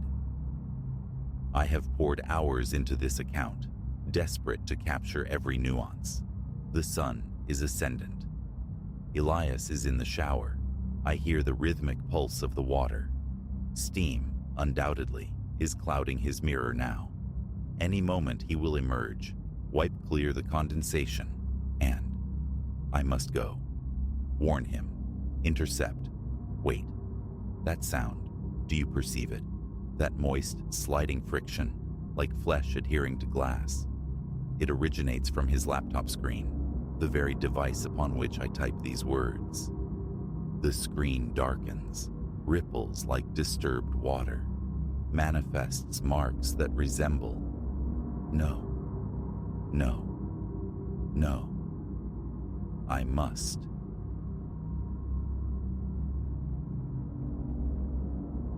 The instant Maya materialized beside me, a premonition ought to have flared. Something flickered in her gaze, a refractive quality that wasn't quite benign. But the potent brew of travel fatigue and the thirst for companionship in this labyrinthine city had dulled my instincts. Bangkok, 3 days in, was a sensory maelstrom, a relentless percussion of noise, a tide of anonymous bodies, an assault that exhilarated even as it ground me down. That evening, slick with grime and pavement weary from navigating temples under a punishing sun, I retreated to the hostel's communal space. All I craved was the chill of condensation on glass and a pocket of quietude. Then, as if summoned by the thought, Maya stood there, appearing from the humid air itself, a frosty beer clutched in each hand, her smile wide and immediate. "Reckon you could use one of these," she offered, the vowels broad and unmistakably Australian, yet disarmingly warm. Gratefully, I took the bottle, the cold biting pleasantly into my palm. Effortlessly, conversation unfurled between us, as though resuming a dialogue paused years ago. Months she'd spent weaving through Southeast Asia's tapestry, her anecdotes vibrant, her advice plentiful. She painted pictures of secluded shrines, pinpointed street vendors whose pad thai transcended mere food, whispered of clandestine bars where locals sought refuge from the tourist churn. Hours bled into each other, punctuated by laughter and the clink of bottles. Then, leaning closer, her voice dropping to a conspiratorial murmur, Maya asked, "Listen, there's this unbelievable night market, yeah? Miles from any guidebook trash. Properly local. Food's insane, and the crafts totally unique. Fancy a look?" A tremor of hesitation ran through me. The hour grew late. Exhaustion tugged insistently. Yet, Maya's sheer verve was a contagion, and the promise of peeling back Bangkok's tourist veneer to glimpse something authentic proved irresistible. "Okay," I heard myself say, silencing the faint, insistent chime of caution in my mind. "Let's go." We hailed a sputtering tuk-tuk, its three-wheeled frame darting through the congested arteries of the city with a velocity that felt both thrilling and precarious. I registered our trajectory away from the glittering core, plunging into districts where the urban skin looked coarser, more weathered. Maya, however, maintained a buoyant monologue, gesturing towards shadowed landmarks, recounting escapades from Vietnam, a verbal smokescreen against my burgeoning disquiet. Eventually, the vehicle shuddered to a halt on a street bathed in weak, intermittent light. Buildings loomed, their facades stained and peeling like old parchment. A scattering of figures moved through the gloom, a stark contrast to the vibrant human rivers I'd navigated elsewhere. "Are you certain this is it?" I ventured, the question hanging uncertainly in the thick air. Maya nodded, her eyes unnervingly bright. "Totally, just down this way. Come on." She tugged me into a constricted alley, the city's roar instantly muffled. Hemmed in by towering sightless walls, the air grew heavy, almost suffocating. Just as the impulse to retreat solidified, the passage unexpectedly disgorged us into a diminutive square. A few desultory stalls displayed unfamiliar produce.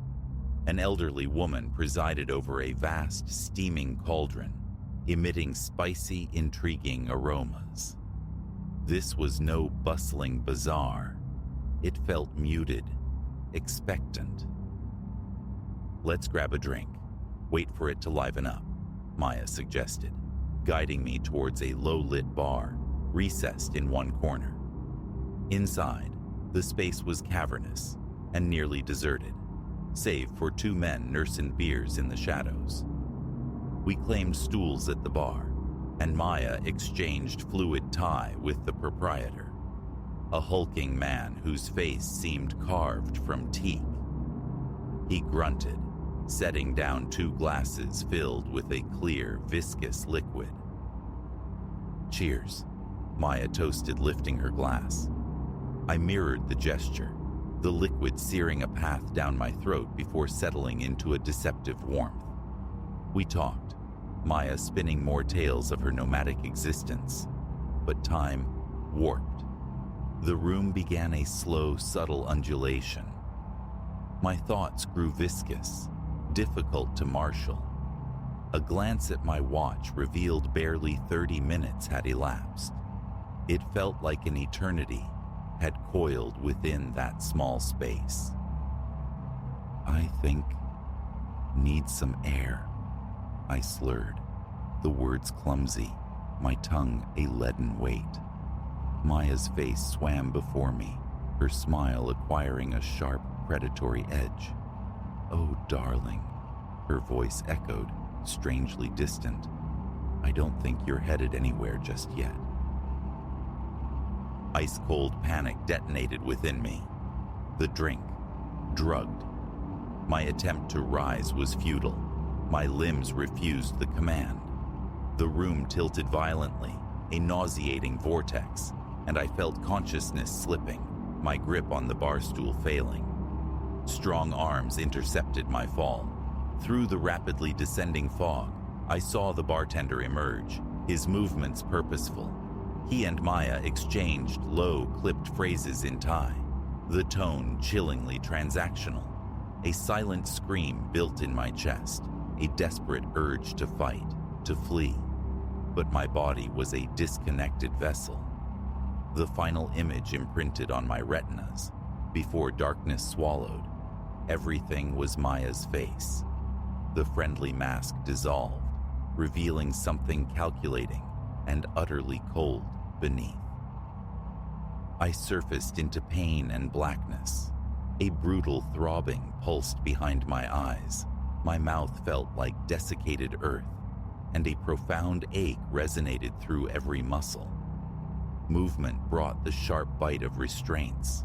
My wrists and ankles were bound. Panic, raw and visceral, clawed its way up my throat as fragmented memories coalesced. Maya, the bar, the insidious drink. As my vision gradually adapted to the Stygian gloom, I discerned the confines of a small, sterile room. The air hung hot, stagnant, carrying muffled external sounds. Distant traffic, perhaps, or indistinct voices. The creak of a door hinges sliced through the silence, spilling harsh fluorescent light into the cell. I flinched, squinting against the sudden glare. Two silhouettes filled the doorway. One was Maya, the other, a tall, broad-shouldered man I didn't recognize. His face, an impassive, stone-like mask. "Ah," the man rumbled, his English thick with an unfamiliar accent. "Our little bird awakens." Maya lingered near the threshold, her gaze resolutely avoiding mine. The man, Covid, advanced and crouched before me, seizing my chin with bruising force, compelling my eyes to meet his. "You have become inconvenient," he stated flatly. "Your embassy makes inquiries. Your family floods the hotels with calls. A nuisance." I strained to form words, but my tongue remained thick and unresponsive. Covid emitted a short, humorless chuckle. "Do not trouble yourself. You will cease to be our concern soon enough. There exists a market for attractive young women like yourself. Perhaps a sweatshop. Perhaps something less savory. The demand is varied." A wave of glacial terror washed through me as the abyss of my predicament gaped wide. This wasn't mere robbery. It was a transaction in human flesh, and I was the merchandise. Covid rose, dusting his hands as if contaminated by the contact. "Prepare her for transport," he instructed Maya curtly. "The buyers arrive within the hour." The door clicked shut, plunging me back into suffocating darkness. Despair threatened to engulf me, a suffocating tide. How could I have been so blind, so utterly seduced by Maya's facade? Yet, beneath the shock, a different current began to stir, a stubborn ember of defiance. I would not surrender. Ignoring the searing pain as coarse rope abraded my skin, I began to work frantically at the knots binding my wrists. Time stretched, elastic and unmeasurable, minutes or hours, I couldn't discern, until finally, a subtle loosening. With a surge of desperate strength, one hand slipped free. Footsteps approached. Swiftly, I rearranged myself, concealing my partial freedom. The door swung open again. Maya entered alone, carrying a plastic bottle of water. Her eyes still refused to meet mine as she drew near. "You should drink," she said, her voice devoid of inflection. "Long journey." As she stooped to offer the water, I exploded upwards, channeling every ounce of adrenaline-fueled power. My freed hand connected solidly with her jaw. She staggered back, startled disbelief momentarily erasing her composure.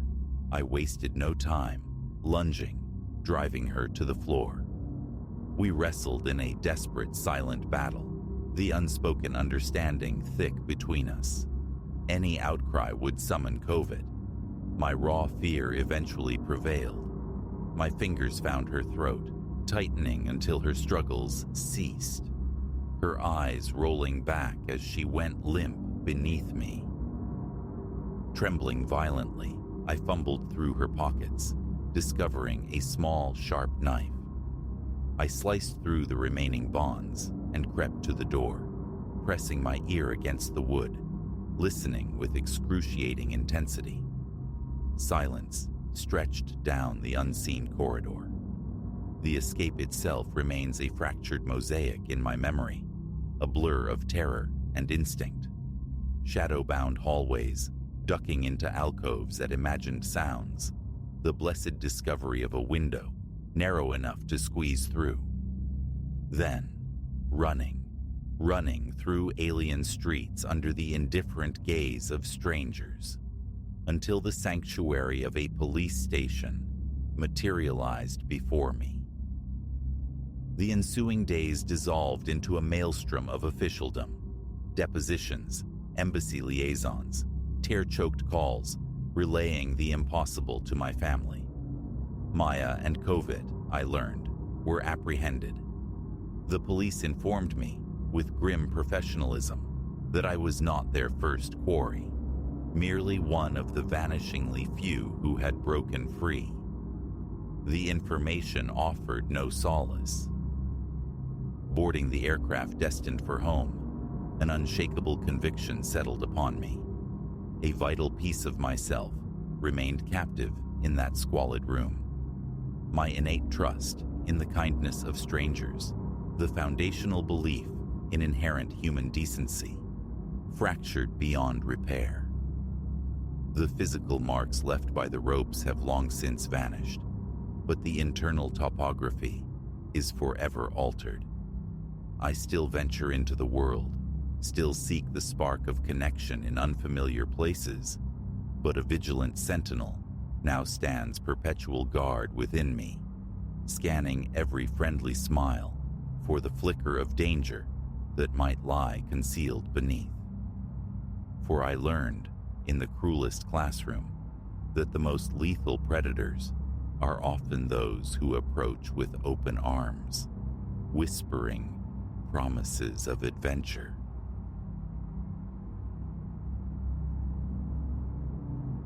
Necessity, not choice, tethered me to the spectral rhythm of that antiquated locomotive, its iron wheels grinding along the tracks, night upon desolate night. I recall the first instance, the train materializing from the gloom near 1:45 in the morning. I stood upon a platform skeletal and nearly abandoned, bathed in the weak, hesitant pulse of failing station lights. The fluorescence overhead, those few clinging to life, flickered with a respiratory cadence, lending the concrete expanse an unsettling semblance of breath. Fatigue was a lead weight in my limbs. My feet throbbed, testament to a protracted shift. All I craved was the oblivion of a seat, the solace of closed eyes. Thus, when a distant rumble vibrated through the soles of my shoes, relief washed over me, eclipsing any nascent suspicion about the train's archaic silhouette, or the discordant shriek of its brakes as it shuddered to a halt. Escape, immediate and final, was my sole desire. The carriage door protested with a metallic shriek as I wrestled it open, my soles scraping against a floor filmed with generations of grime. Overhead, the lights offered a meager, jaundiced glow, yet sufficient to navigate the cavernous interior toward a vacant spot. A scattering of souls occupied the car, solitary figures adrift in the late-hour silence, quintessential nocturnal commuters. No words passed between them. My gaze fell upon a gentleman several rows ahead, his attention riveted to the floorboards, and further back, a woman whose stare seemed intent on cataloging the fleeting specters of utility poles beyond the glass. A stale miasma hung in the air, desiccated leather, ghosts of coffee, the acrid tang of iron dust. Comfort was absent, yet I had endured worse conveyances. I sank into a seat near the exit. The vinyl upholstery split like dry lips, revealing the unforgiving pressure of a coiled spring against my thigh. Exhaustion vetoed any search for better accommodation. My eyelids grew heavy, surrendering to the engine's monotonous, warm drone, a lullaby pulling me into the liminal space of near sleep. Silence reigned within the carriage until the city's final outpost dissolved behind us. Thereafter, the train plunged into an unyielding darkness, the windows reflecting only blackness, punctuated by the staccato flash of unseen lights whipping past. It must have been nearing the cusp of 2 when the atmosphere subtly shifted. The lights directly above commenced a slow, syncopated stutter, reminiscent of dying bulbs, yet they refused to extinguish, persisting in their faltering rhythm. I straightened, my senses sharpening, and scanned the car. The man who had studied the floor vanished. The woman transfixed by the window, gone. No sound of departure, no perceived halt had registered. It was then the speakers crackled, emitting a voice utterly alien, devoid of English, Spanish, or any recognizable tongue. Its texture was abrasive static woven with guttural clicks, an unnerving cadence that tightened a knot in my chest. A glance at my phone confirmed the hour, precisely 2 a.m. The disembodied voice persisted for several heartbeats before abruptly ceasing, leaving a vacuum of silence. Alone now, utterly alone, I felt a chill trace the length of my arms. The window offered only impenetrable night. Another falter in the illumination conjured phantoms from the carriage's far end. Shadows at first, they coalesced into shapes suggesting human form. 3, perhaps 4 figures. Their attire belonged to a bygone era, jackets and hats plucked from sepia-toned photographs. One man sported a waistcoat and tie. A woman was enveloped in a long coat brushing her ankles. All of them faced me, their collective gaze unnervingly direct, cold, an appraising stare that seemed to weigh my presence, anticipating some unknown cue. My throat constricted, dry as parchment. Swallowing was a rasping effort. Words failed to form. As the lights flickered once more, their eyes seemed to hold a momentary faint phosphorescence. My fingers dug into the torn vinyl, anchoring me. No change in scent, yet my body coiled, heart hammering against my ribs. The speaker crackled anew, disgorging the same cryptic syllables. The silhouettes remained inert, their scrutiny unwavering. Beneath us, wheels screamed against the rails as the train navigated a curve, its body swaying. Outside, blurs hinted at farmland or forest, swallowed by the prevailing dark. The original passengers never reappeared. It was only me and the silent congregation at the car's terminus. Minutes stretched into an unbearable tautness. I rose, my legs trembling, a queasy knot tightening in my stomach. Brittle courage propelled me a step toward them. Were they flesh and blood, or figments of my exhausted mind? The instant I moved, their heads swiveled in unison, away, toward the darkened windows. I froze. Adrenaline surged, stealing my breath. Another flicker. They were gone. I stared at the empty row where they had stood moments before. Vacant seats stared back. A glance behind confirmed the entrance was empty. I swept my gaze across the car. Nothing. Only the relentless groan of the engine filled the void. A stiffness seized my arms, a peculiar tingling at the nape of my neck. My phone screen glowed. 2:04 a.m. For the duration of the ride, hypervigilance became my unwelcome companion. My eyes darted, anticipating another manifestation. Sweat slicked my palms, necessitating repeated wiping against my trousers. Eventually, the overhead lights settled into a steady, albeit weak, luminescence. Perhaps, I reasoned, it had been a waking dream, born of fatigue. Yet, I remained bolt upright, fully awake, until the train sighed into my station around 2:30. The doors slid open, and I scrambled out onto the platform, gulping the night air. A backward glance at the departing train yielded a strange impression. Its steel frame seemed less substantial, porous, as if I could perceive the station lights filtering through its very structure. Then, it slid away, swallowed by the night, leaving me stranded on the concrete island.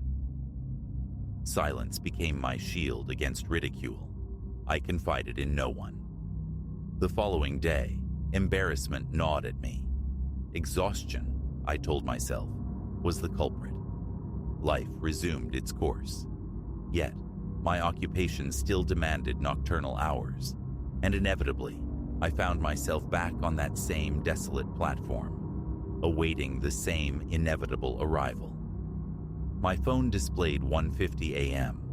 No other service was listed for this hour, yet the familiar whistle echoed, and soon, the archaic locomotive rounded the bend, screeching and rattling as before. The door groaned its familiar complaint as I boarded. A few different faces populated the car this time, united by a shared pallor of weariness. A youth nearly swallowed by his hood kept his head bowed. A woman in a faded jumper clutched a battered valise on her lap as if it were a life raft. No one met my eye. I claimed a seat, tension coiling within me, scanning the occupants, waiting for a disappearance. None occurred initially.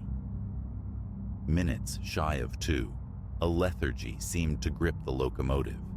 Our speed decreased to a crawl, though no station lights pierced the exterior blackness. As predicted, the overhead bulbs began their stuttering dance. The speakers crackled to life, unleashing that same discordant alien language. A prickling sensation crawled over my skin. The hooded youth jerked his head up, startled. The woman's grip on her valise tightened, her knuckles gleaming white. The flickering intensified, accompanied by a low buzzing near my seat. The air grew colder, raising gooseflesh on my arms. My gaze shot down the aisle. There they were again, the figures in their dated attire, standing at the opposite end. More numerous this time. I counted at least 6. Their collective stare fixed upon me. Panic surged. I glanced desperately at the other commuters for shared alarm. They seemed frozen, suspended. The youth stared blankly ahead. The woman's eyes were squeezed shut. No one else registered the silent congregation. A sibilant sigh escaped the train's mechanics. Outside, the faint silhouettes of trees drifted past. The train's horn blared, a mournful echo in the void. I pushed myself upright, struggling for balance against the carriage's tremor. Slowly, cautiously, I stepped toward the strangers. They remained motionless. Another flicker momentarily illuminated their faces with greater clarity. Sunken eyes stared from beneath shadowed brows. Their garments bore the patina of age and neglect, stains and wrinkles mapping unseen histories. A man in a bowler hat had grime smudged on his collar. A woman's gloved fingertips appeared frayed. My stomach clenched. My breathing grew shallow.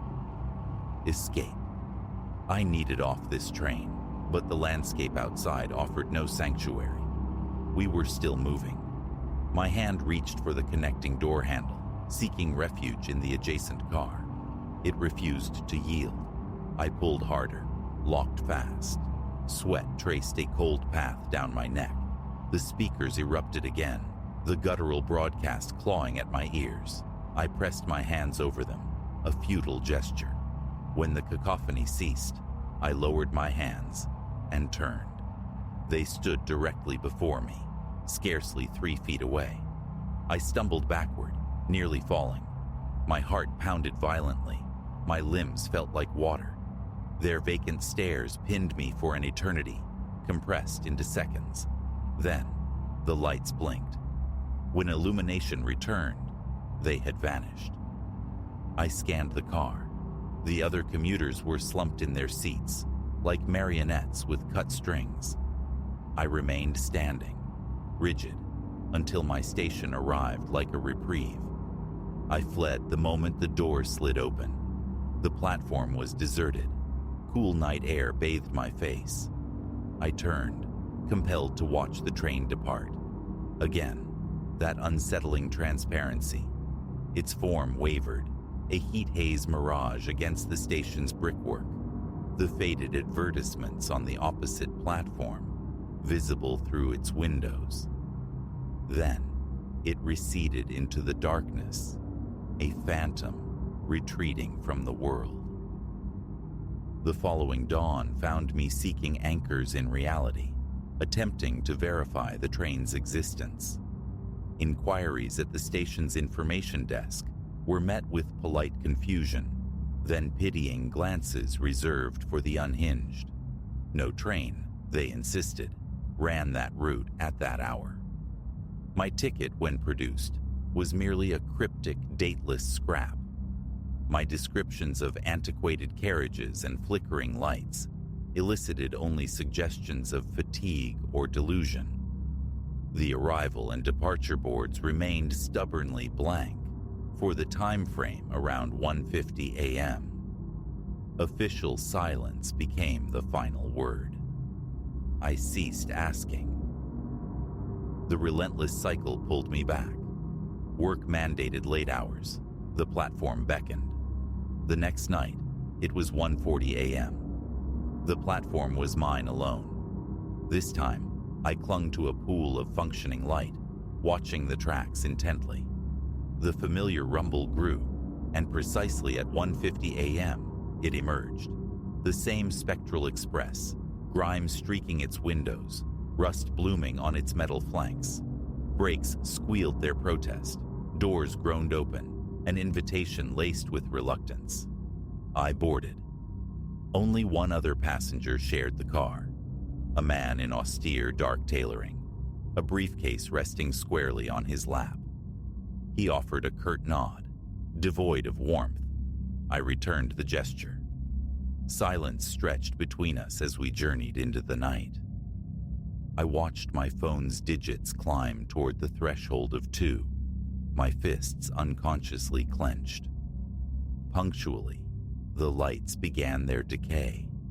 The speaker crackled, spilling forth the incomprehensible pronouncements, tightening the familiar vice around my chest. I looked at the suited man. He stared directly at me, his eyes unnervingly blank, expressionless. A wave of cold tension crawled up my spine. A spark showered from a failing light fixture. The train shuddered, accompanied by a rattling beneath the floorboards, like something substantial coming loose.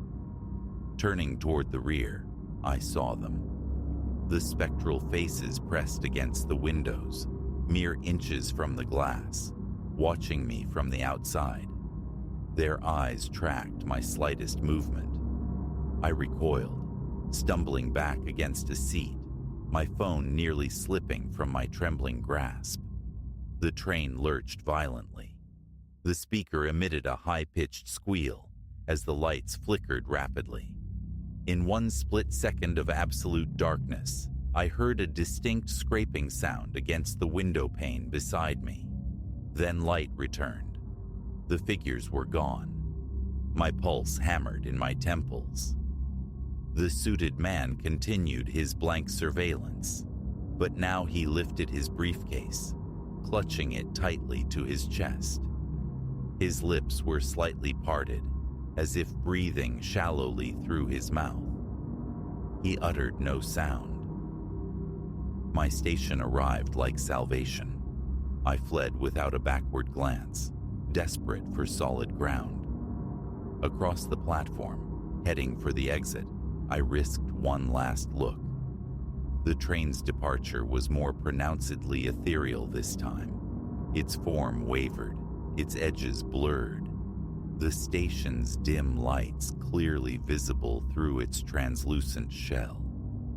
Then, it dissolved into the night, leaving me to question whether I had witnessed a true disappearance or merely a trick of weary eyes. Avoidance proved a fleeting strategy. Buses were inconvenient, co-workers scarce at that hour. More often than not, the Spectral Express remained my unavoidable conveyance. The ritual became ingrained.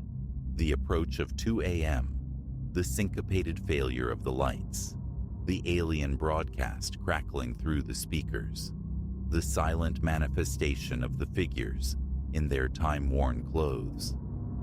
Sometimes they stood within the car, their cold gazes fixed upon me.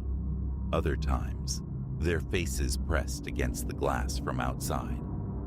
Then, the inevitable vanishing act, coinciding with my arrival and the train's phantom recession into the darkness. By the time I reached the relative safety of the parking lot, a residue of adrenaline left me breathless, muscles knotted, sweat cooling on my skin. I have scoured local archives, trawled online forums, queried station personnel across different shifts. Nothing. No record, no rumor, no explanation. The schedule boards remain oblivious. Persistent questions earn me labels. Eccentric, perhaps unstable. Yet the reality of the experience is undeniable.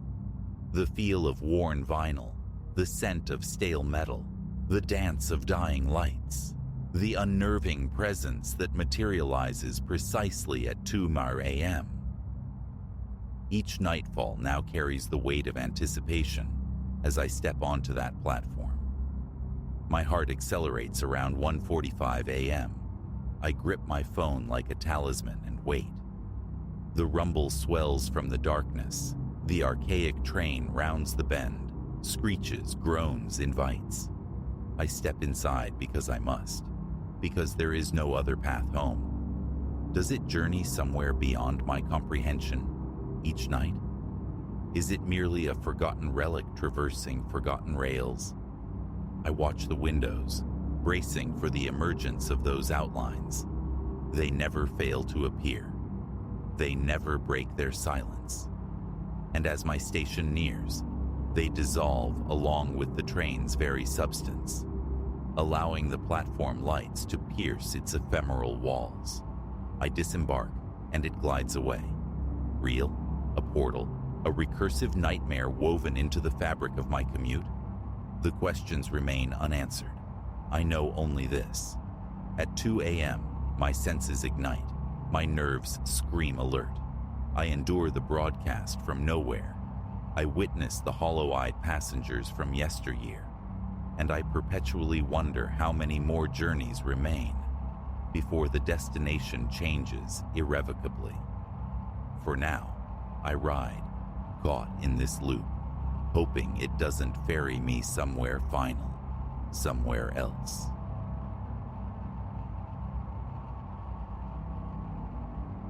Against the bruised canvas of the storm-torn sky, the shack clawed upward, a jagged silhouette. Lightning split the heavens, momentarily etching its skeletal timbers and vacant window sockets onto my vision before darkness slammed back down. I stood rooted, rain strafing my face, a knot of dread tightening in my gut. Was this folly? Yet the wind screamed like something tortured. My clothes were a sodden second skin, and choice felt like a forgotten luxury. A ragged breath. Then I forced my legs toward the warped plank door. This solitary trek hadn't been the plan. Elias had bailed, a last-minute text dissolving our shared venture. Fine, I'd thought that morning, surveying a sky merely sullen, not yet wrathful. It'll be fine. Foolish optimism. These peaks were infamous for their mercurial tempers. The storm hadn't rolled in. It had ambushed me. Now, as I shoved the groaning door inward, a silent curse twisted on my tongue, aimed squarely at my own intractable nature. A tortured screech ripped from the hinges. I flinched, seized by an absurd fear of rousing some dormant malevolence within. Anyone? The query frayed, swallowed by the gale's roar. Is there anyone home? Only silence answered, thick and expectant. My fingers, clumsy with cold, found the flashlight.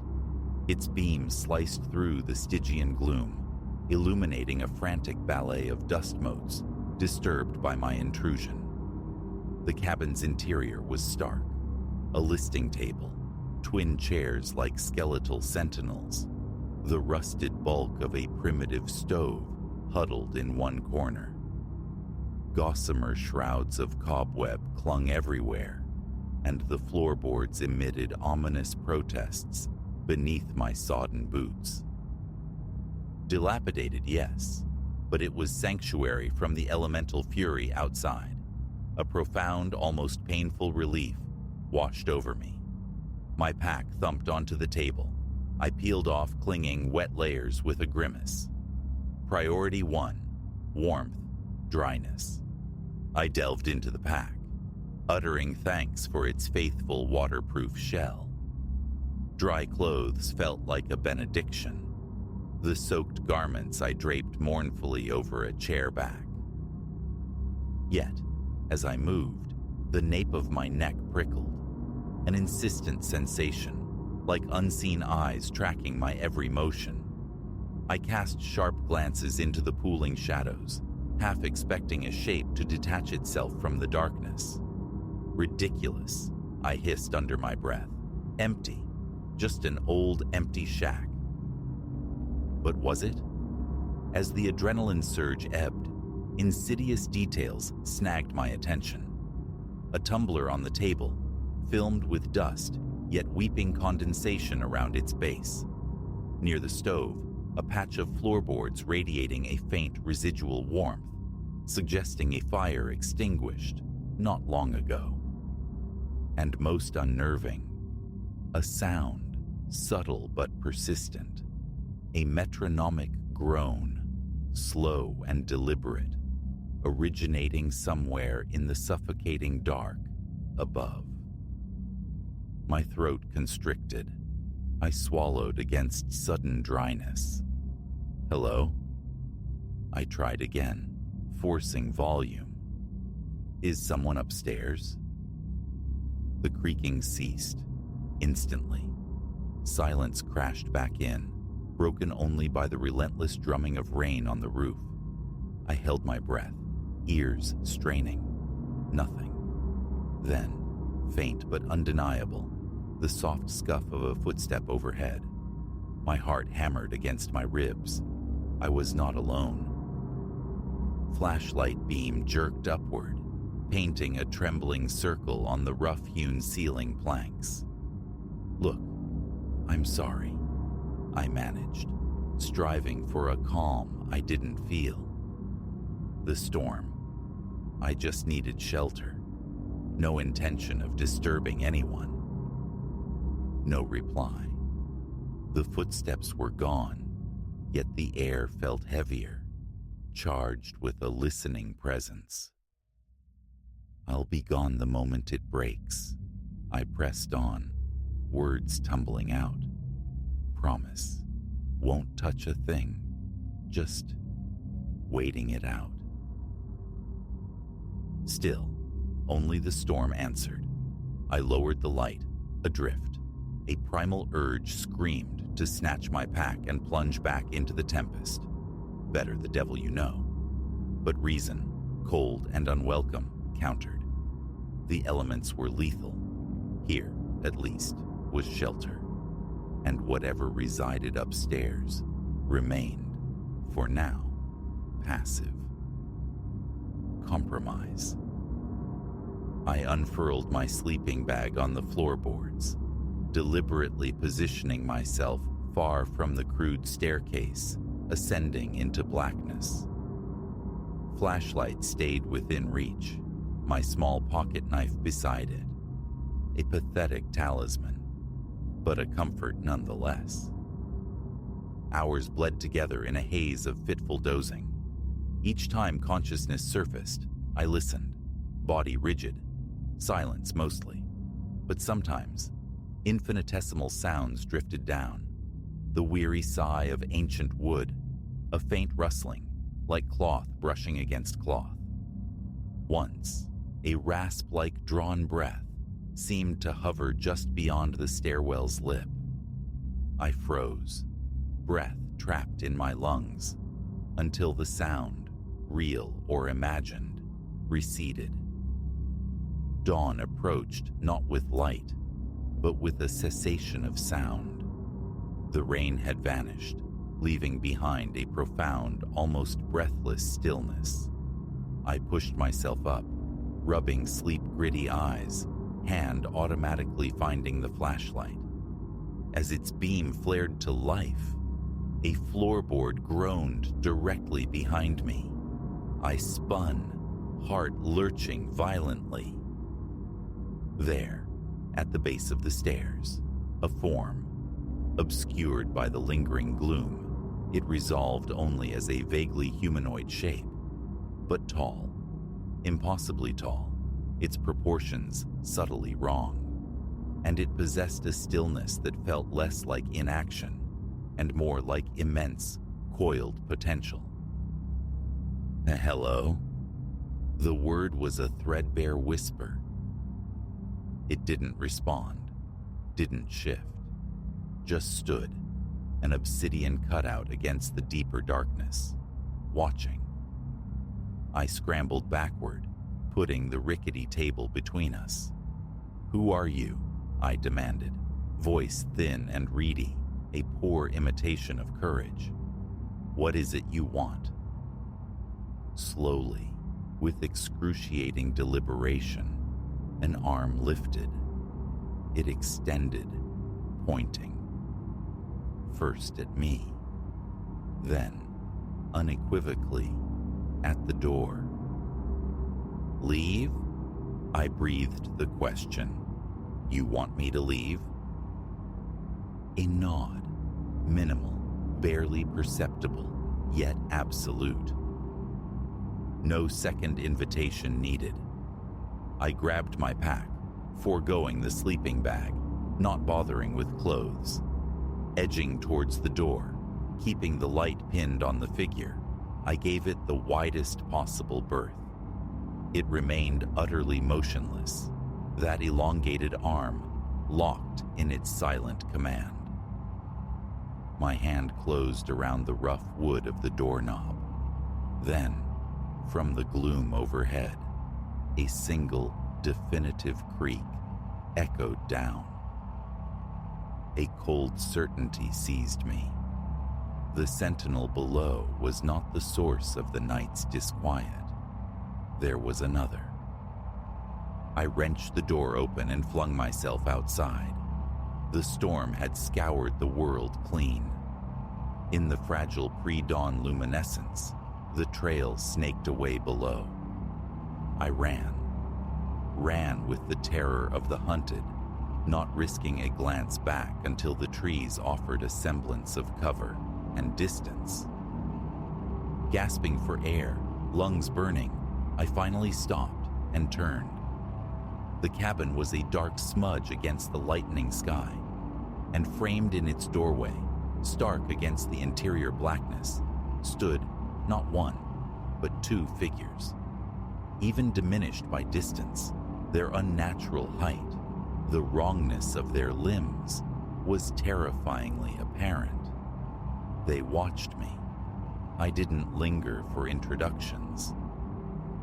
I ran until my legs screamed, until the car was a solid, reassuring presence. The drive home was a blur, my mind churning. What were they? The rising sun painted the horizon, chasing shadows, but not the one imprinted on my soul. Hallucination? Fear-fueled fantasy born of exhaustion. The rational mind scrabbled for purchase, offering plausible, mundane explanations. But the visceral memory, the cold weight of that presence, refused dismissal. It felt real, horribly real. The full account of that night remained locked inside me. Who would lend credence to such a tale? But solitude on the trails became a thing of the past, and derelict buildings glimpsed from the road. I accelerated, because I understood now. Emptiness is often just a facade. Occupancy doesn't require visibility. 5 years dissolved the sharp edges of terror into a persistent low hum of unease. I'd almost succeeded in burying it, labeling it a waking nightmare. Then, a brittle newspaper clipping snagged my eye during a mundane breakfast. Hikers missing in Black Creek Peaks. Last known vicinity, an old isolated cabin. That cabin. My hands trembled, rattling the cheap newsprint. Their gear found neatly inside. The hikers themselves vanished, utterly. Authorities perplexed. No struggle, no clues, as if the mountain air had simply absorbed them. My gaze snagged on the accompanying photograph, murky and pixelated, the cabin doorway, and within it, a stark silhouette, unnaturally tall. Behind it, deeper within the shadows, the unmistakable suggestion of a second. The newspaper slipped from my numb fingers. All this time, the reassurances, the self-deception, vaporized. Whatever haunted that place hadn't left. It waited. And I, Silas, was merely one who had inexplicably been permitted to flee its grasp. Lucky wasn't the word. Haunted, perhaps. Forever.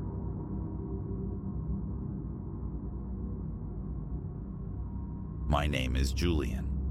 I attend the university nestled in Oakhaven, a place drowsing under old trees, one of those tranquil college enclaves where the loudest noise is usually the library clock, chiming the hour. Or so I believed, before the currents shifted last semester. My room, a standard double, I shared with Silas. We weren't kindred spirits exactly, but an easy truce existed between us. He was introspective, often lost in his studies, yet amenable to the occasional late-night burger run or a pint to wash down academic anxieties. An unremarkable coexistence, until Silas began altering.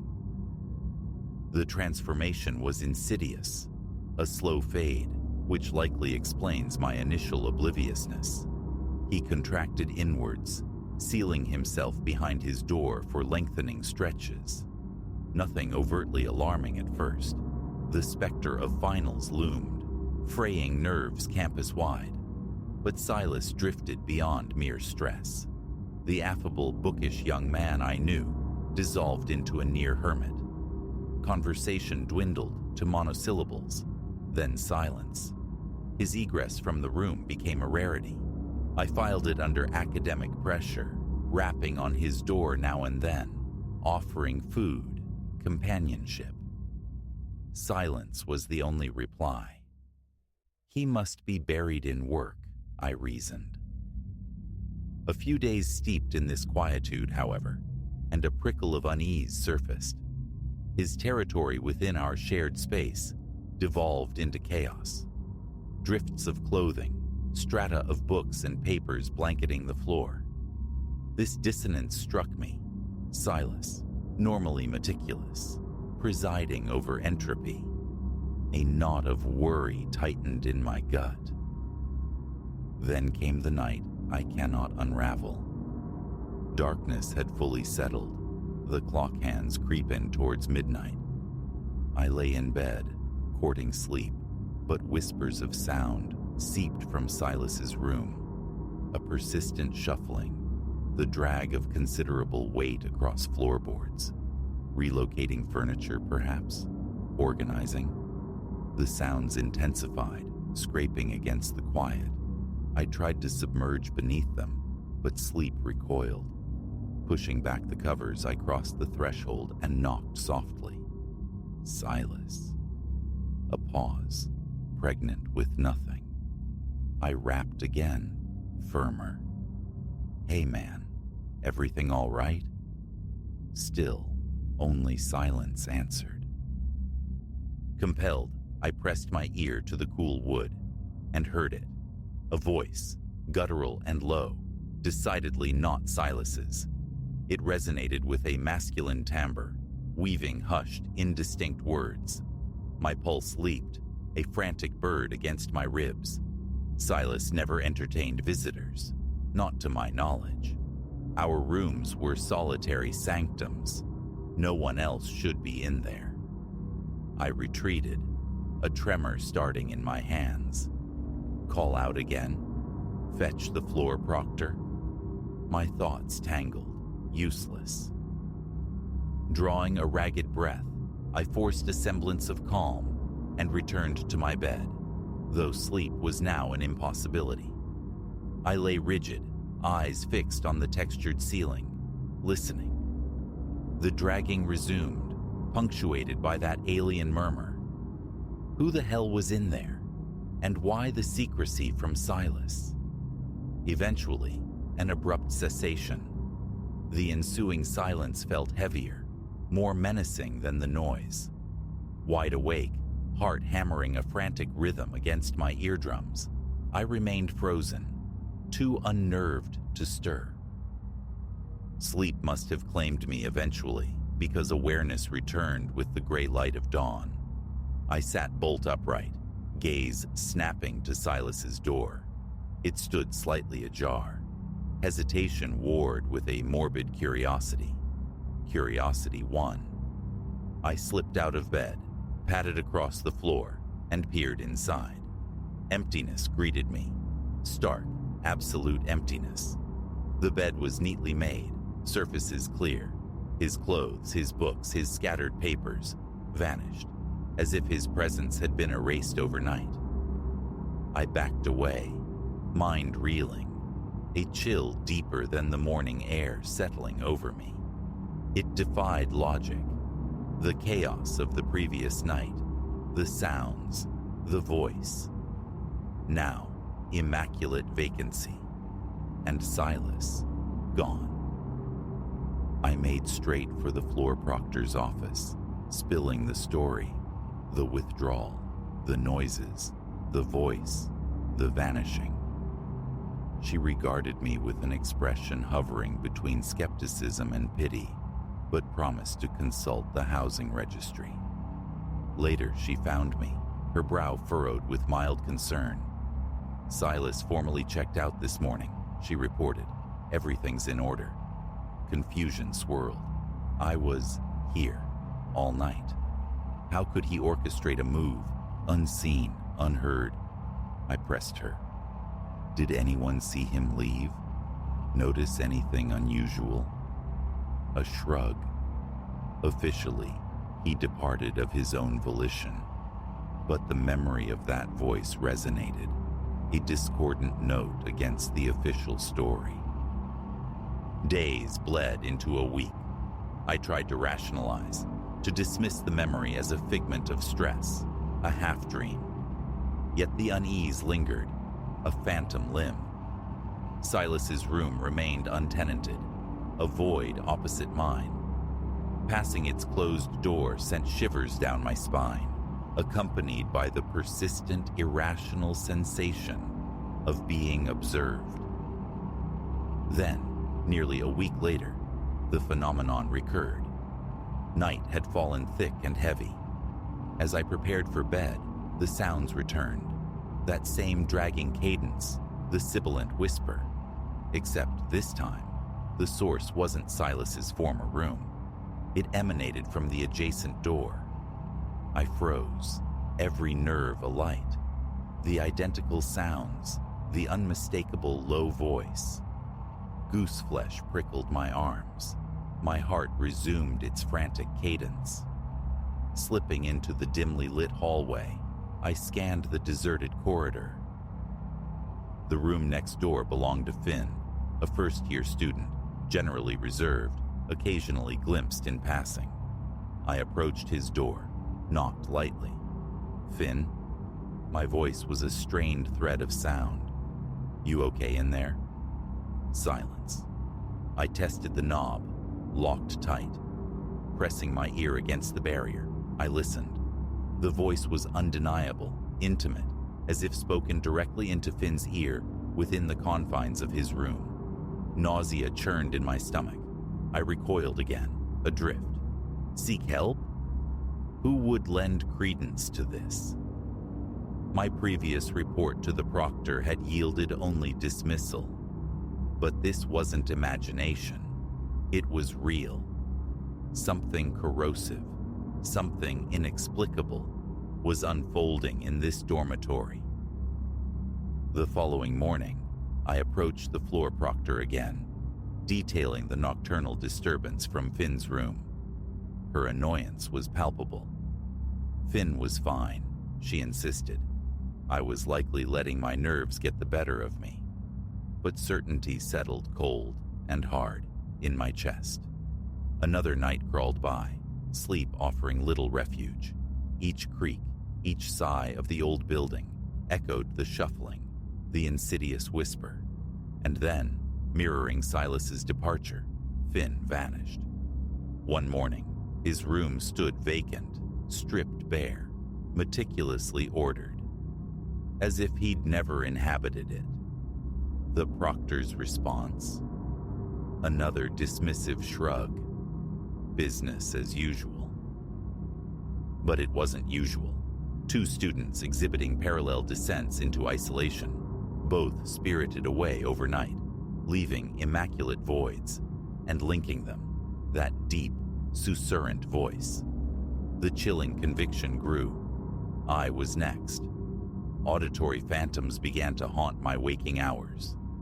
Phantom footsteps pacing the hall, fleeting shadows flickering beneath my own door. I slept with the lights blazing, the deadbolt thrown, flimsy defenses against an encroaching dread. The feeling intensified. I was being watched, stalked by something unseen, patient. One night, I startled awake. A faint groan of wood, my door easing open. Heart seizing, I fumbled for my phone, fingers clumsy with terror. My gaze locked on the doorway, revealing only a deeper patch of darkness, an indistinct silhouette against the ambient gloom of the hallway. Paralysis gripped me. I couldn't draw breath, couldn't force a limb to move. Lying rigid, phone clutched like a talisman, I stared into the void framed by my door. And then I heard it, unmistakably clear this time. A voice, low and resonant, breathing my name. Julian. No hesitation, no second thought. Adrenaline surged, breaking the spell. I scrambled, grabbing essentials, jamming feet into shoes, and fled. down the echoing stairwell, bursting through the main entrance into the cool, indifferent night. I didn't know my destination, didn't dare look back. I simply ran. What became of Silas, or Finn, or the entity that shared their final hours remains unknown. All I know is the visceral certainty that staying was not an option. I left Oakhaven at the semester's end, transferring, seeking anonymity elsewhere. I haven't returned. But sometimes, in the deepest hours of the night, when silence reigns, I hear it. That resonant whisper, carrying on the darkness, calling my name. And I can only wonder if it's still searching.